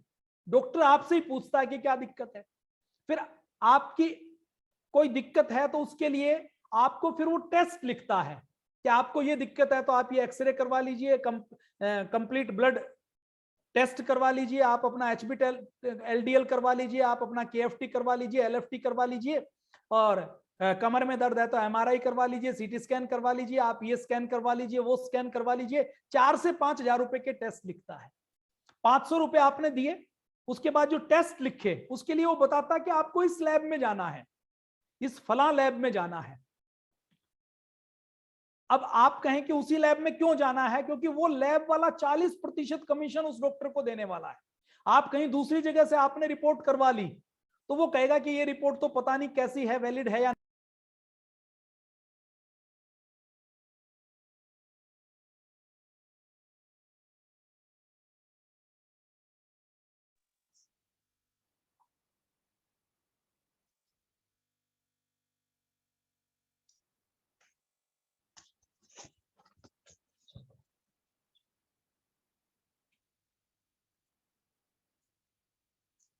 ओम ओम ओम ओम जी ओम ओम आदरणीय आपको ये हमारा लैपटॉप है ना थोड़ा सा धोखा दे गया जी। वापस लैपटॉप खराब हो गया था। अब आवाज ठीक से आ रही है? जी आदरणीय धन्यवाद। तो अभी लैपटॉप थोड़ा सा खराब हो, उसमें पावर ऑफ हो गया था कुछ टेक्निकल खराबी के कारण। तो आपने कंसल्टेशन ली, कंसल्टेशन के बाद आपको जो बताया जाएगा टेस्ट करवाएंगे, टेस्ट में 40-50% डॉक्टर का फिर कमीशन है। उसके बाद आप टेस्ट की रिपोर्ट लेकर आते हैं, तो रिपोर्ट लेकर आने के बाद जो आपको दवा लिखी जाती है वो खास दवा आपको लेनी है, खास ब्रांड की दवा आपको लेनी है, उसके लिए फिर डॉक्टर को कमीशन मिलने वाला है। और ये होने के बाद भी आपको इलाज मिलेगा या नहीं मिलेगा इसकी कोई गारंटी नहीं। आप एक बीमारी लेकर गए, उस बीमारी के लिए आपने दवा खाई, तो वो बीमारी ठीक होगी या नहीं होगी इसकी गारंटी नहीं है, लेकिन उस दवा के साइड इफेक्ट से आपको 1-2 बीमारी और होने वाली है। तो एलोपैथी के बारे में ये कहा जाता है कि एलोपैथी से बीमार व्यक्ति को केवल एक बार नहीं 2 बार ठीक होना पड़ता है। एक बार तो बीमारी से, दूसरी बार एलोपैथी की दवाइयों के साइड इफेक्ट से। उसके बाद टेस्ट में कमीशन है। जब मैंने गांव में पता किया तो गांव में पता लगा तो ये बताया कि ये जो गांव के अंदर जो तहसील में, कस्बे में जो डॉक्टर बैठे हैं, वो डॉक्टर जब किसी को रेफर, मेरे एक परिचित का हॉस्पिटल है, उस हॉस्पिटल में मेरे एक जानने वाले चले गए। जानने के बाद उनको पता लगा कि ये तो राकेश जी के जानकार हैं, तो उन्होंने मुझे फोन किया कि हम इस हॉस्पिटल में आ गए हैं और आप थोड़ा सा देख लीजिए, बिल बहुत ज्यादा बन गया है, कुछ हमें छूट दिलवा दीजिए। तो मैंने फोन किया, वो जो हॉस्पिटल के ओनर थे, मैंने उनको कहा कि ये अपने परिचित हैं, आप इनको कुछ छूट दे दीजिए, इनका बिल बहुत ज्यादा बन गया है। तो उसने कहा कि छूट तो मैं दे दूंगा, लेकिन एक गड़बड़ हो गई। मैंने पूछा क्या गड़बड़ हो गई? उन्होंने कहा कि ये आने से पहले अगर हमें बता देते या हमें पहले पता होता तो ज्यादा अच्छा था। ये आ चुके थे, एडमिट हो चुके थे, तो जिस डॉक्टर ने इनको रेफर करके भेजा है 20% कमीशन तो हमें उनको देना है। वो कमीशन अब हम मना नहीं कर सकते क्योंकि हमारा धंधा है, नहीं तो आगे हमें रेफर करके और लोग नहीं मिलेंगे, रोगी नहीं मिलेंगे। अब आपने कहा है तो हम कोशिश करते हैं, 20% तो उनको जाएगा, 2, 4, 5, 10% इनको और छूट देने की कोशिश करते हैं। तो जो छोटा डॉक्टर बड़े हॉस्पिटल में रेफर करता है उसके लिए भी कमीशन लेता है। आपने कुछ बड़े हॉस्पिटल का नाम सुना होगा, जो बड़े बड़े हॉस्पिटल दिल्ली और गुड़गांव में है ना, जो बहुत बड़े हॉस्पिटल हैं, जिनके बारे में ये कहा जाता है कि अगर भारत में इलाज हो सकता है तो इन्हीं हॉस्पिटल में हो सकता है। उन कारपोरेट हॉस्पिटल में जो एमबीबीएस एमडी डॉक्टर है, वो सामने दिखाई तो डॉक्टर देता है, लेकिन उसको कठपुतली की तरह नचाने का काम कौन करता है? एक मार्केटिंग वाला व्यक्ति करता है, एक एमबीए व्यक्ति करता है, जो उसको बताता है कि उसको किसका क्या इलाज करना है। आपने अपने आसपास कोई एमबीबीएस एमडी डॉक्टर को देखा होगा, वो जो एमबीबीएस एमडी डॉक्टर दवा लिखता है ना, वो दवा नहीं लिखता जो उसने पढ़ाई में पढ़ी है। वो दवा किसके कहने से लिखता है? उसके केबिन में आप जब कभी एमबीबीएस एमडी डॉक्टर के पास गए होंगे तो आपने देखा होगा कि उसके डॉक्टर में कोई ना कोई ऐसे टाई लगाए हुए, एक ब्रीफकेस सा उठाए हुए, अपने हाथ में कुछ सैंपल से उठाए हुए, दवाइयों के सैंपल, फिर डॉक्टर के कमरे में कोई कैलेंडर टांगता हुआ, कोई मंच के कोई टेबल के ऊपर कोई पेपर वेट रखता हुआ या कुछ उसको गिफ्ट देता हुआ आपको एक व्यक्ति दिखाई देगा, किसी कंपनी का रिप्रेजेंटेटिव। और जब आपको, मैं दूसरे लैपटॉप पर आता हूं,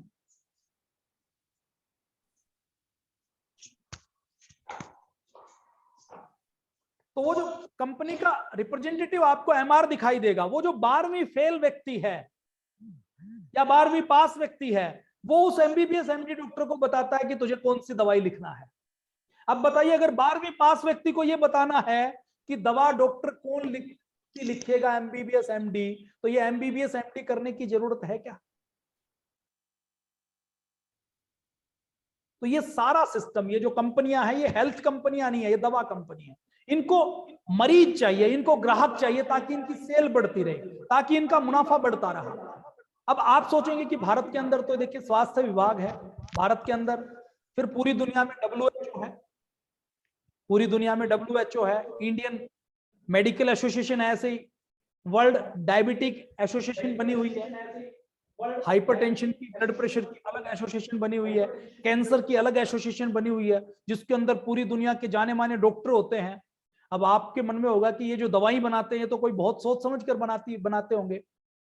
मेरे पास ऐसी 550 दवाइयों की लिस्ट है, 550, जो दवाइयां वापस ली गई, मतलब मार्केट में दवा लॉन्च की गई, जब लॉन्च की गई तो यह कहा गया कि यह दवा इस बीमारी का इलाज करती है, हमने इसका क्लिनिकल कंट्रोल ट्रायल किया और इसका कोई साइड इफेक्ट नहीं है, मतलब इसका कोई नुकसान नहीं है, नुकसान से ज्यादा इसके फायदे हैं, इसलिए ये दवा को अनुमति दी जाती है, उसको FDA अनुमति देता है, उसको भारत की सरकार की हेल्थ मिनिस्ट्री DGCA जो अथॉरिटी बनाई हुई है वो उसको अनुमति देती है। और 1 साल 2 साल 5 साल बाद पता लगता है कि इसके तो गंभीर साइड इफेक्ट है, उसके बाद उसको वापस लिया जाता है। अगर ये एलोपैथी का सिस्टम इतना मजबूत सिस्टम है, इतना स्ट्रॉन्ग सिस्टम है, तो इसमें जो दवा बनी, जिसकी रिसर्च हुई, एनिमल रिसर्च हुई, जिसका क्लिनिकल कंट्रोल ट्रायल हुआ, जिसको कहते हैं कि एविडेंस बेस्ड मेडिसिन है, जिसको कहते हैं कि हमारा तो सुपर साइंस है, हम तो बिना विज्ञान के, बिना प्रमाणों के कोई बात नहीं करते, तो उसके बाद कोई दवा एक बार आने के बाद वो वापस तो नहीं ली जानी चाहिए, उसका साइड इफेक्ट नहीं होना चाहिए। तो 550 दवा तो ऐसी हैं जो मूल दवाएं हैं जो वापस ली गई हैं। तो आप अंदाजा लगा सकते हैं कि ये कितना बड़ा षड्यंत्र और धोखा पूरी दुनिया के सामने हो रहा है। WHO की जितनी कमेटियां हैं जो ये तय करती हैं कि डायबिटीज कितनी होगी, अब देखिए भारत में 7 करोड़ डायबिटीज के रोगी हैं। अब भारत में मान लीजिए एक कंपनी डायबिटीज के रोगियों को दवा बेचती है और एक रोगी 1000 रुपए की दवा खाता है, तो 7 करोड़ लोग जो दवा खाएंगे वो हर महीने कितने रुपए की दवा खाएंगे? 7,000 करोड़ की दवा खाएंगे ना। अब मान लीजिए 7 करोड़ से डायबिटीज के पेशेंट बढ़कर 10 करोड़ हो जाए, मान लीजिए एक रात में हो जाए, तो दवा कंपनियों का प्रॉफिट कितना बढ़ जाएगा? सीधा 7,000 करोड़ से 10,000 करोड़ हर साल की उनकी सेल हो जाएगी। तो जितनी डायबिटीज की रेंज तय करने वाली कमेटी है कि डायबिटीज 140 होगी कि 120 होगी, उनके अंदर फार्मा कंपनी के एजेंट काम करते हैं। वो तय करते हैं कि आपकी डायबिटीज कितनी ठीक है, आपका बीपी कितना ठीक है, आपका कोलेस्ट्रॉल कितना ठीक है, आपके थायराइड की रेंज क्या होगी। और अभी थोड़े दिन पहले 10 लोगों की एक कमेटी बनी, उस 10 लोगों की कमेटी ने तय किया कि 120 140 से जो डायबिटीज होती है ना, उसमें डायबिटीज बढ़ जाती है, इसलिए उसकी लिमिट को घटाकर 120 कर दिया। और 120 उसकी लिमिट जैसे ही की तो रातों रात बैठे बिठाए फार्मा कंपनियों को करोड़ों लोग डायबिटीज के मरीज बन गए। कल तक आप ठीक थे, आज कोई 10 लोगों की कमेटी ने कहा कि डायबिटीज की रेंज ये होगी, और अगले दिन सुबह जब आप उठे तो आप डायबिटीज के मरीज बनकर उठे। आप डॉक्टर के पास जाएंगे तो डॉक्टर आपको दवा खिलाना शुरू कर देगा। आपका बीपी ठीक है, लेकिन बीपी की रेंज को रिवाइज कर दिया, अगले दिन आप उठेंगे तो आप बीपी के मरीज हो जाएंगे। करोड़ों लोग बैठे बिठाए डायबिटीज की दवा बनाने वाली कंपनी को मिल गए, बीपी की दवा बनाने वाली कंपनी को पेशेंट मिल गए, कोलेस्ट्रॉल को कम करने वाली दवा बनाने वाली कंपनी को रोगी मिल गए। तो ये षड्यंत्र खेला जाता है। अभी मैं आपके सामने एक कंपनी का एग्जांपल और देता हूं। जॉनसन एंड जॉनसन का नाम आपने सुना है? समय भी होने वाला है फिर। जॉनसन एंड जॉनसन का नाम सुना है ना? आपके घर में आपकी बहन के जब बेटा होता है तो आप शगुन देने के लिए जब जाते हैं तो और कुछ ले ना ले, जॉनसन एंड जॉनसन का बेबी किट लेते हैं कि नहीं लेते? किसी के हॉस्पिटल में बच्चे को देखने जाते हैं तो सबसे अच्छा क्या है कि जॉनसन एंड जॉनसन का नो मोर टीयर्स शैम्पू दे देते हैं, बेबी पाउडर दे देते हैं, और उसके ऊपर इतना भरोसा करते हैं कि हमारे 5 दिन के बच्चे, 7 दिन के, 10 दिन के, 15 दिन के बच्चे को जब पहली बार नहलाते हैं तो जॉनसन एंड जॉनसन के साबुन से ही नहलाते हैं। इस जॉनसन एंड जॉनसन के बेबी पाउडर के ऊपर अमेरिका के मिशोरी स्टेट की एक कोर्ट में एक महिला ने मुकदमा किया, और उसके ऊपर कोर्ट ने 4 साल तक सुनवाई की, और सुनवाई करने के बाद निर्णय दिया कि इस महिला की ओवरी के अंदर जो कैंसर हुआ है वो बेबी पाउडर लगाने के कारण हुआ है। और आप कल्पना नहीं कर सकते, उस एक मुकदमे में अमेरिका की कोर्ट ने जॉनसन एंड जॉनसन के ऊपर 32,000 करोड़ रुपए का जुर्माना लगाया। 32,000 करोड़ रुपए। आप में से कुछ लोग जो एक स्टेट के रहने वाले हैं ना, तो एक जैसे असम जैसा राज्य है या झारखंड जैसा राज्य है, इसके पूरी स्टेट का बजट 32,000 करोड़ होता है।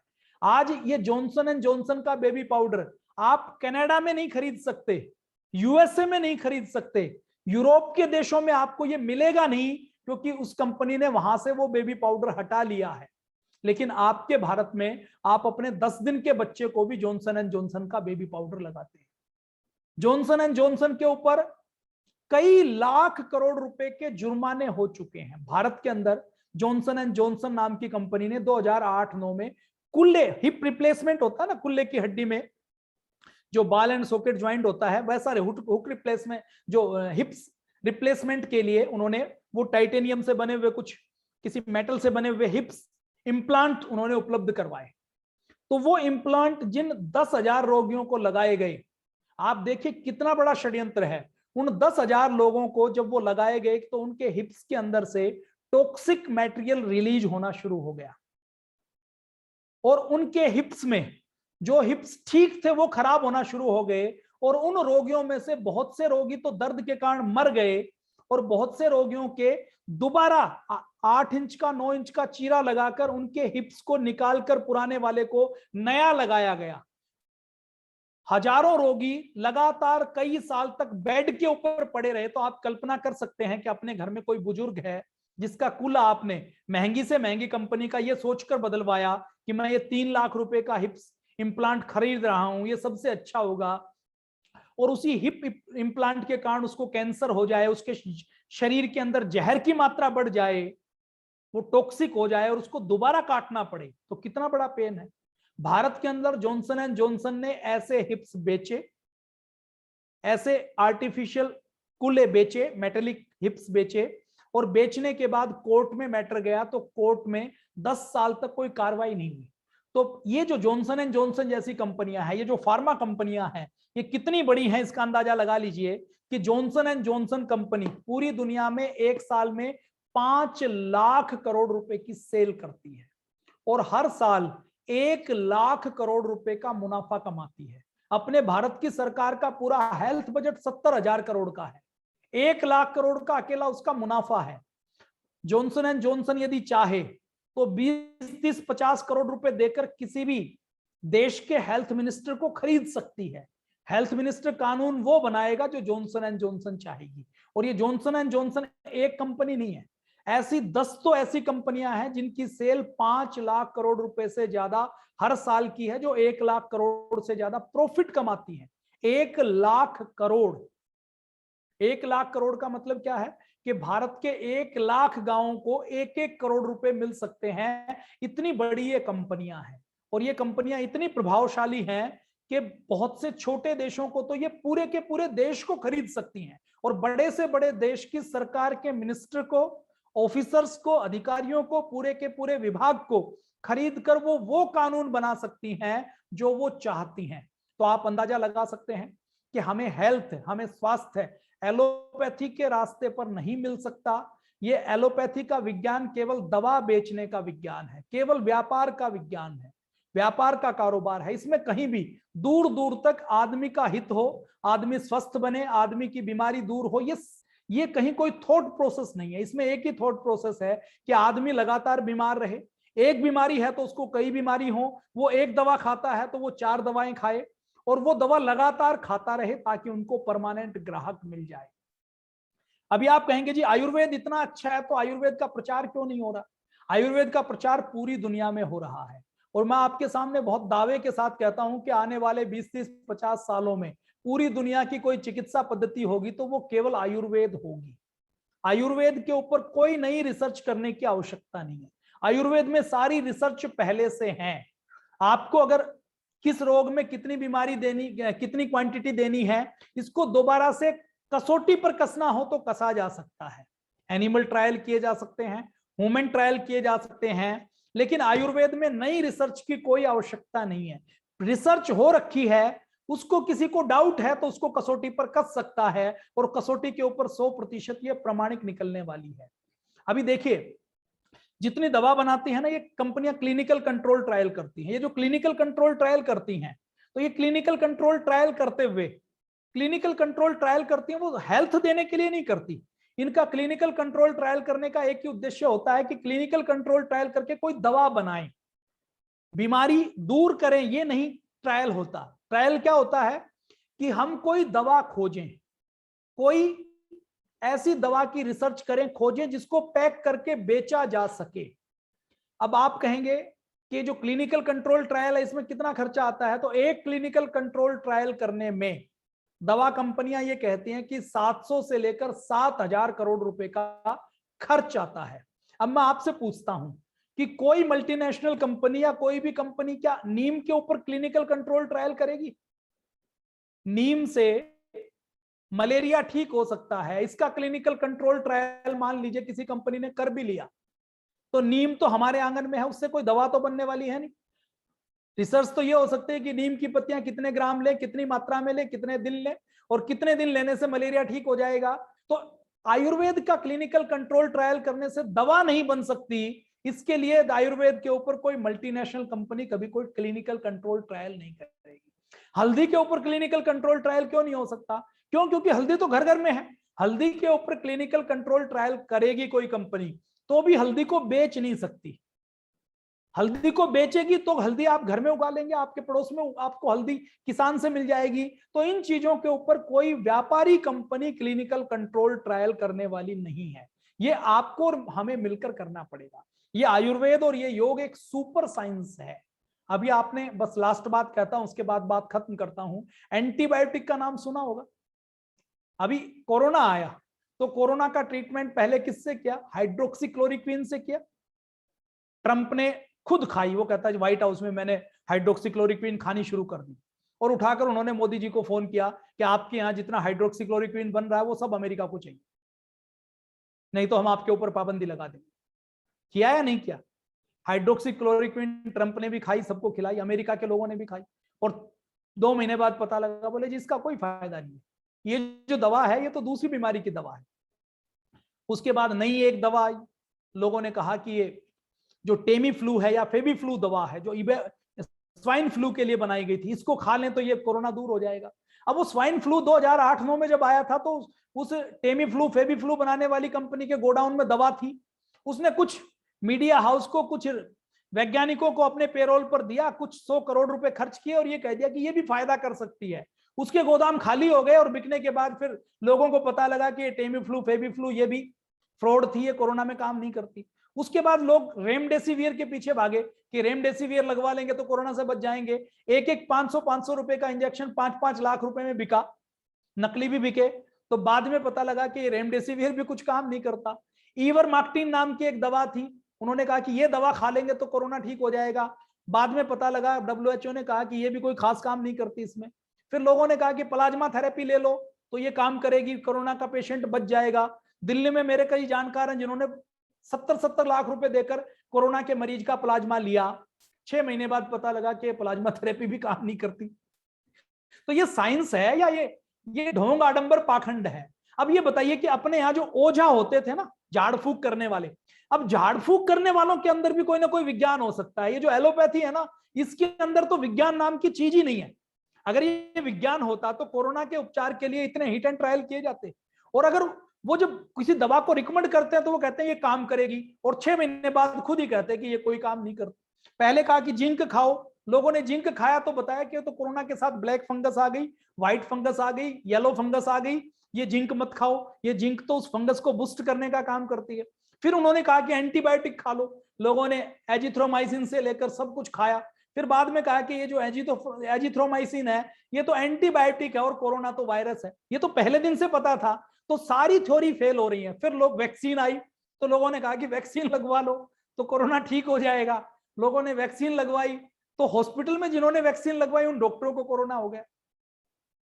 2 वैक्सीन लगवाई, उनको 2 बार कोरोना हो गया।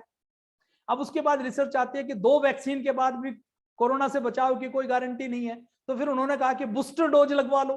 फिर बताया कि बूस्टर डोज का भी कोई खास फायदा होने वाला नहीं है। तो ये विज्ञान है या अज्ञान है? ये तो झाड़ फूक जैसा काम हो गया ना कि ये करके देख लो, वो करके देख लो, ऐसा करके देख लो, वैसा करके देख लो। तो ये एलोपैथी के साइंस का यही आधार है। आप कोरोना के ट्रीटमेंट से आप इसको देख सकते हैं। अब देखिए, हमारा जो आयुर्वेद है ये जीवाणु और विषाणु को नहीं मानता। ये कहता जीवाणु और विषाणु ये तो लाखों सालों से हैं। अभी पिछले दिनों एक न्यूज आई थी, आपने सुनी होगी कि अंटार्कटिका में एक 30,000 साल पुराना विषाणु मिला। वो सुषुप्त अवस्था में था, फिर उसको वैज्ञानिकों ने थोड़ा टेम्परेचर ठीक किया तो वो जागृत हो गया। तो 30,000 साल पहले जो जीवाणु विषाणु अंटार्कटिका की बर्फ में जिंदा रह सकता है, तो क्या हम उसके अपने आसपास उसको मार सकते हैं क्या? हमारी हथेली के नाखून भर इलाके के अंदर 2.5 करोड़ से ज्यादा जीवाणु रहते हैं। आपकी स्किन के ऊपर भी है, आपके माथे के ऊपर भी है, आपके हाथ के ऊपर भी है, आपकी बगल के अंदर भी है, आपकी छाती के अंदर भी है। हर बाल के आसपास करोड़ों जीवाणु है, करोड़ों बैक्टीरिया है।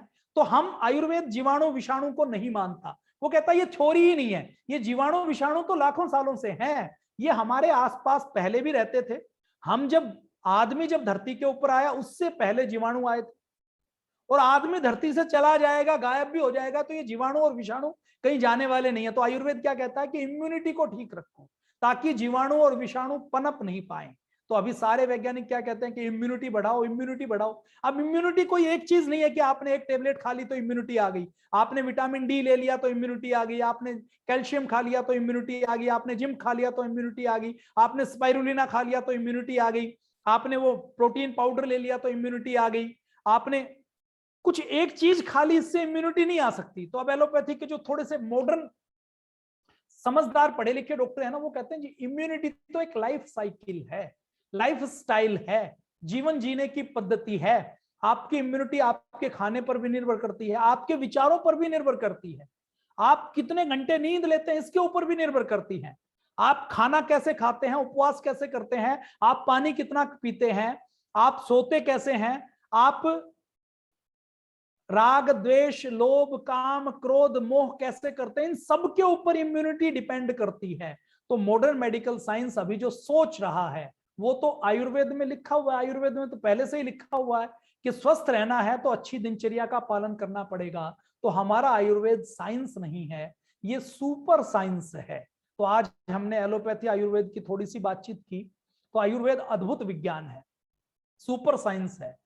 अभी आयुर्वेद को रसातल में लगाया हुआ है। रसातल में कैसे लगाया हुआ है? जो 70,000 करोड़ का बजट है ना भारत का। अब आप कहेंगे कि जी आयुर्वेद सब कुछ है, तो आयुर्वेद में एक्सरे क्यों नहीं होता, आयुर्वेद में एमआरआई क्यों नहीं होती, आयुर्वेद में तो सीटी स्कैन नहीं है। तो देखिए जो एक्सरे एमआरआई सीटी स्कैन, ये जो माइक्रोस्कोप, ये जो ब्लड की जांचें, ये एलोपैथी नहीं है, ये तो फिजिक्स है।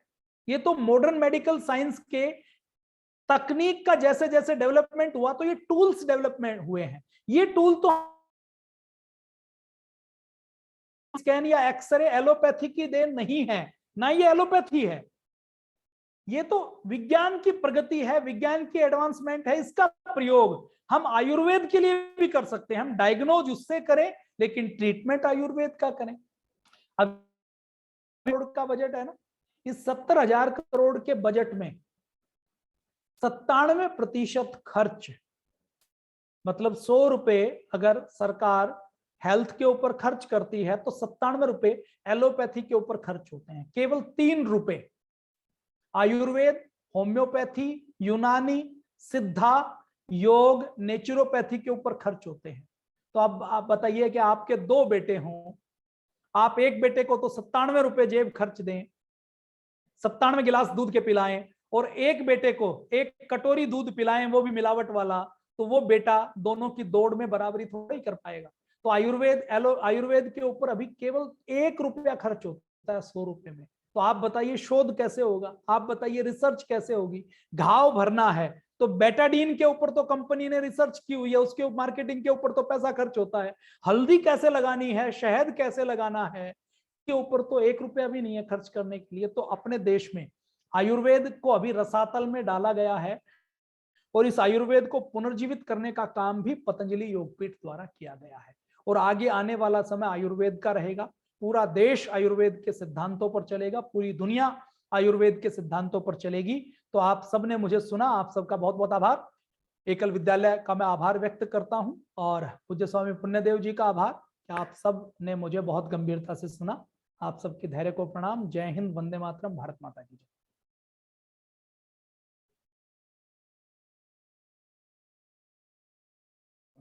माइक खोलिए।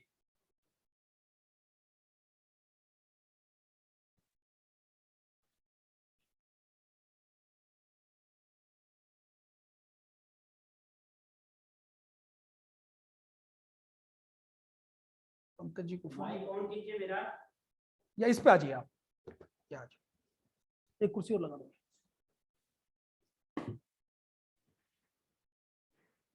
लगाइए कुर्सी लगाइए।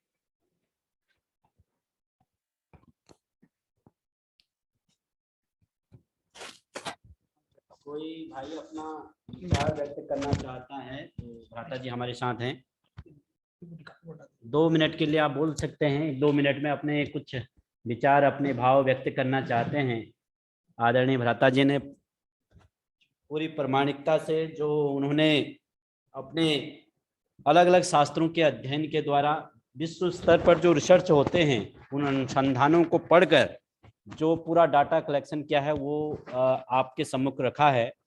तो आप कुछ कहना चाहें तो कोई भाई, तो आप अपने वो हैंड्स अप करके आप, हाँ जी, न्यूटन कुमार जी कुछ कहना चाह रहे हैं, इनका माइक ऑन कर दें, अपना परिचय भी दे दीजिए और बता भी दीजिए।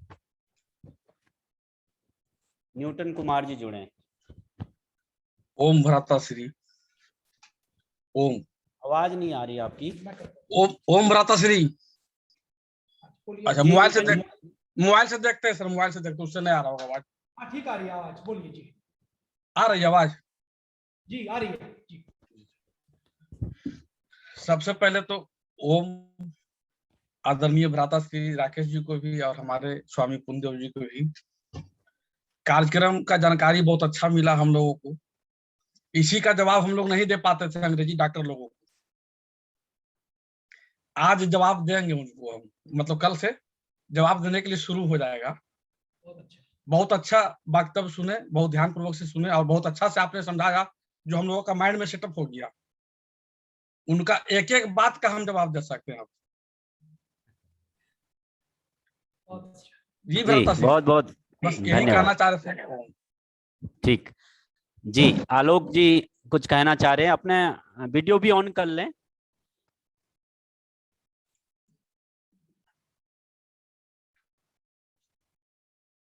जी आलोक जी बोलिए।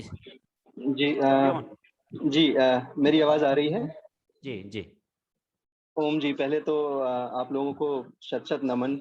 बहुत ही बेहतरीन जानकारी और काफ़ी रिसर्च के साथ ये जानकारी सच में सुनकर मैं ये तो नहीं कहूँगा कि खून खौल उठता है, लेकिन अंदर से काफ़ी दुख और काफ़ी ग्लानि है।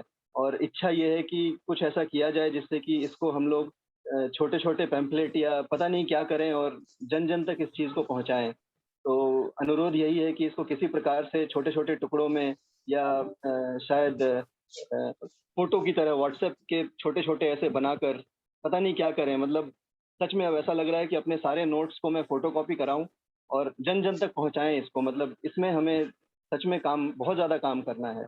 ऐसा लग रहा है जैसे हम लोग आगे की ओर नहीं, पीछे की ओर जा रहे हैं। बड़ा ही दुखद मतलब फ़ील हो रहा है, बड़ा बुरा लग रहा है। अब सबका सहयोग चाहिए और इसको एक एक शब्द नहीं मिल रहे धन्यवाद। हैं। ठीक है, आपकी भावनाओं को हम समझ रहे हैं आलोक जी। जी बहुत-बहुत धन्यवाद। बहुत-बहुत हाँ, पीताम्बर जी बोलिए।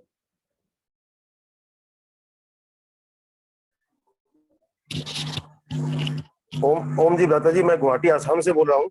जी जी जी पीताम्बर जी, मैं पहचान रहा हूँ जी। हाँ हाँ, मैं राकेश पुण्यदेव जी को सत सत नमन। राकेश जी से मैं कुमारी कटा में कोकराझार में कई बार मिला हुआ हूँ। 2003 से पतंजलि से जुड़ा हुआ भी हूँ। 2003 में आसाम में स्वामी जी आए थे, तो मैं रहता हूँ यहाँ से 400 किलोमीटर दूर। वहां से एम्बेसडर लेके रातों रात में आया था यहाँ नेहरू स्टेडियम में क्या बोला शिविर अटेंड करने के लिए 2003 से। तो सोचे कि कितना पहले से, उससे पहले 3 साल से पहले जुड़ा हुआ। अब मैं एक्चुअली लखीमपुर का रहने वाला हूँ। वहाँ ग्रामीण आरोग्य केंद्र के लिए मुझे मौका मिला है। तो अब क्या आज जो राकेश जी ने बताया, इससे एक अंदर में एक ऊर्जा का संचार बहुत हुआ है। बस खाली एक चीज है कि वहाँ गांव-गांव में हम अगर ऐसे बोल पाए इस एलोपैथी का दवाई को लेकर और को लेकर, तो वो थोड़ा सा मुझे कुछ सीखने की जरूरत है। जैसे कि अभी एक खर्चे की बात बताया 1850 का बात जो आपने बताया कि 1850 के पहले क्या महाराणा प्रताप ने, रानी लक्ष्मीबाई ने, चाहे उन्होंने कोई एंटीबायोटिक खाई थी क्या, उन्होंने कोई इंजेक्शन नहीं दिखा। लेकिन आज तो वैसा हम लोग का है नहीं। आप जो बताए कि 40-45 की उम्र में लोग सब बीमार पड़ जाते हैं, मेंटल टेंशन आ जाता है। तो तब का चीज, तब भारत विश्व गुरु था। अब जो हम सब पतंजलि के द्वारा लगे हैं, शायद ऐसा बहुत जल्दी होगा कि हम भी आगे बढ़ पाए। और ये ग्रामीण आरोग्य केंद्र तो एक अलग ही आंदोलन है जो कि गांव के कोने कोने तक जाके पहुंचेगा। बहुत अच्छा लगा आज का। ठीक है, पीताम्बर जी का धन्यवाद। अब पूजा कुमारी बहन जी, बहन कुछ कहना चाह रही हैं, अपना परिचय देकर बोलें बहन जी।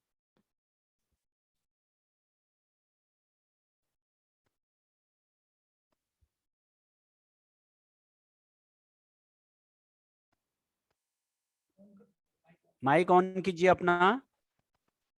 हेलो जी बोलिए। जी स्वामी पुण्यदेव जी, राकेश जी को मेरा जो है सत सत नमन प्रणाम।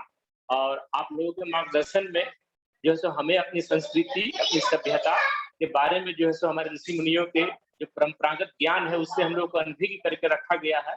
और हमारी जो है सो शैक्षणिक गतिविधि है उसमें जो है सो कि हमारे जितनी भी संस्कृतियां हैं उसको जो है सो इन्होंने नष्ट करके रखा है। हमारे यहाँ एक हॉस्पिटल है, नवजीवन हॉस्पिटल। यहाँ पर इन्होंने जो है कि धर्म सेवा के नाम पर जो धर्म का प्रचार कर रहे हैं। मैं यहाँ पर मुखर होकर यहाँ पर जो है कि सारे अपने जितने भी हैं लोगों को एलोपैथी दवा का जो है कुप्रभाव के बारे में जो है बतलाता हूँ सभी को। और कहता हूँ कि जो है सो कि आयुर्वेद हमारे ऋषि मुनियों का जो दिव्य ज्ञान है, इसको जो है सो कि हम कहीं ना कहीं जो है सो कि नष्ट कर दिए हैं, और उसको पुनर्जीवित करने का काम पतंजलि बाबा रामदेव के सानिध्य में, जिनको मैं हमारे घर के सभी लोग जो है सुबह सुबह में आस्था चैनल के माध्यम से देखते हैं, और हम इसको जो है सो आगे बढ़ाने का कार्य कर रहे हैं और लोगों को बताते हैं। परंतु जो है सो इतना लोगों के शिक्षण पद्धति में इतना घुस गया है, लोगों के मन में आयुर्वेद के खिलाफ इतना मतलब इसका उपयोग नहीं असर करता है, ऐसा लोगों को दिमाग में डाल दिया गया है। लेकिन लोग धीरे धीरे इसकी ओर जो है सो कि वापस आ रहे हैं और इसको ध्यान से जो है सो कि आगे बढ़ाने का कार्य कर रहे हैं। और लोगों को, मैं यहाँ पर, मेरे फादर हैं, वो भी जो है सो कि यहाँ पर ट्रीटमेंट करते हैं, लोगों को बताते हैं, और काफी लोगों का इनसे लाभ हुआ है। वो हरिद्वार भी गए हुए हैं, और इस तरह से जो है सो कि हमारी संस्कृति का जो है सो कि प्रचार प्रसार करने में लगे हुए हैं। इन्हीं शब्दों के साथ मैं अपने बात को समाप्त करता हूँ। ठीक है, बहुत अच्छी भावनाएं, अपना विचार व्यक्त किया आपने। और अंत में एक प्रश्न, अंतिम प्रश्न ले लेते हैं। पीताम्बर अग्रवाल इनका हो गया, मनीष जी का ले लीजिए। मनीष जी बोलिए आप।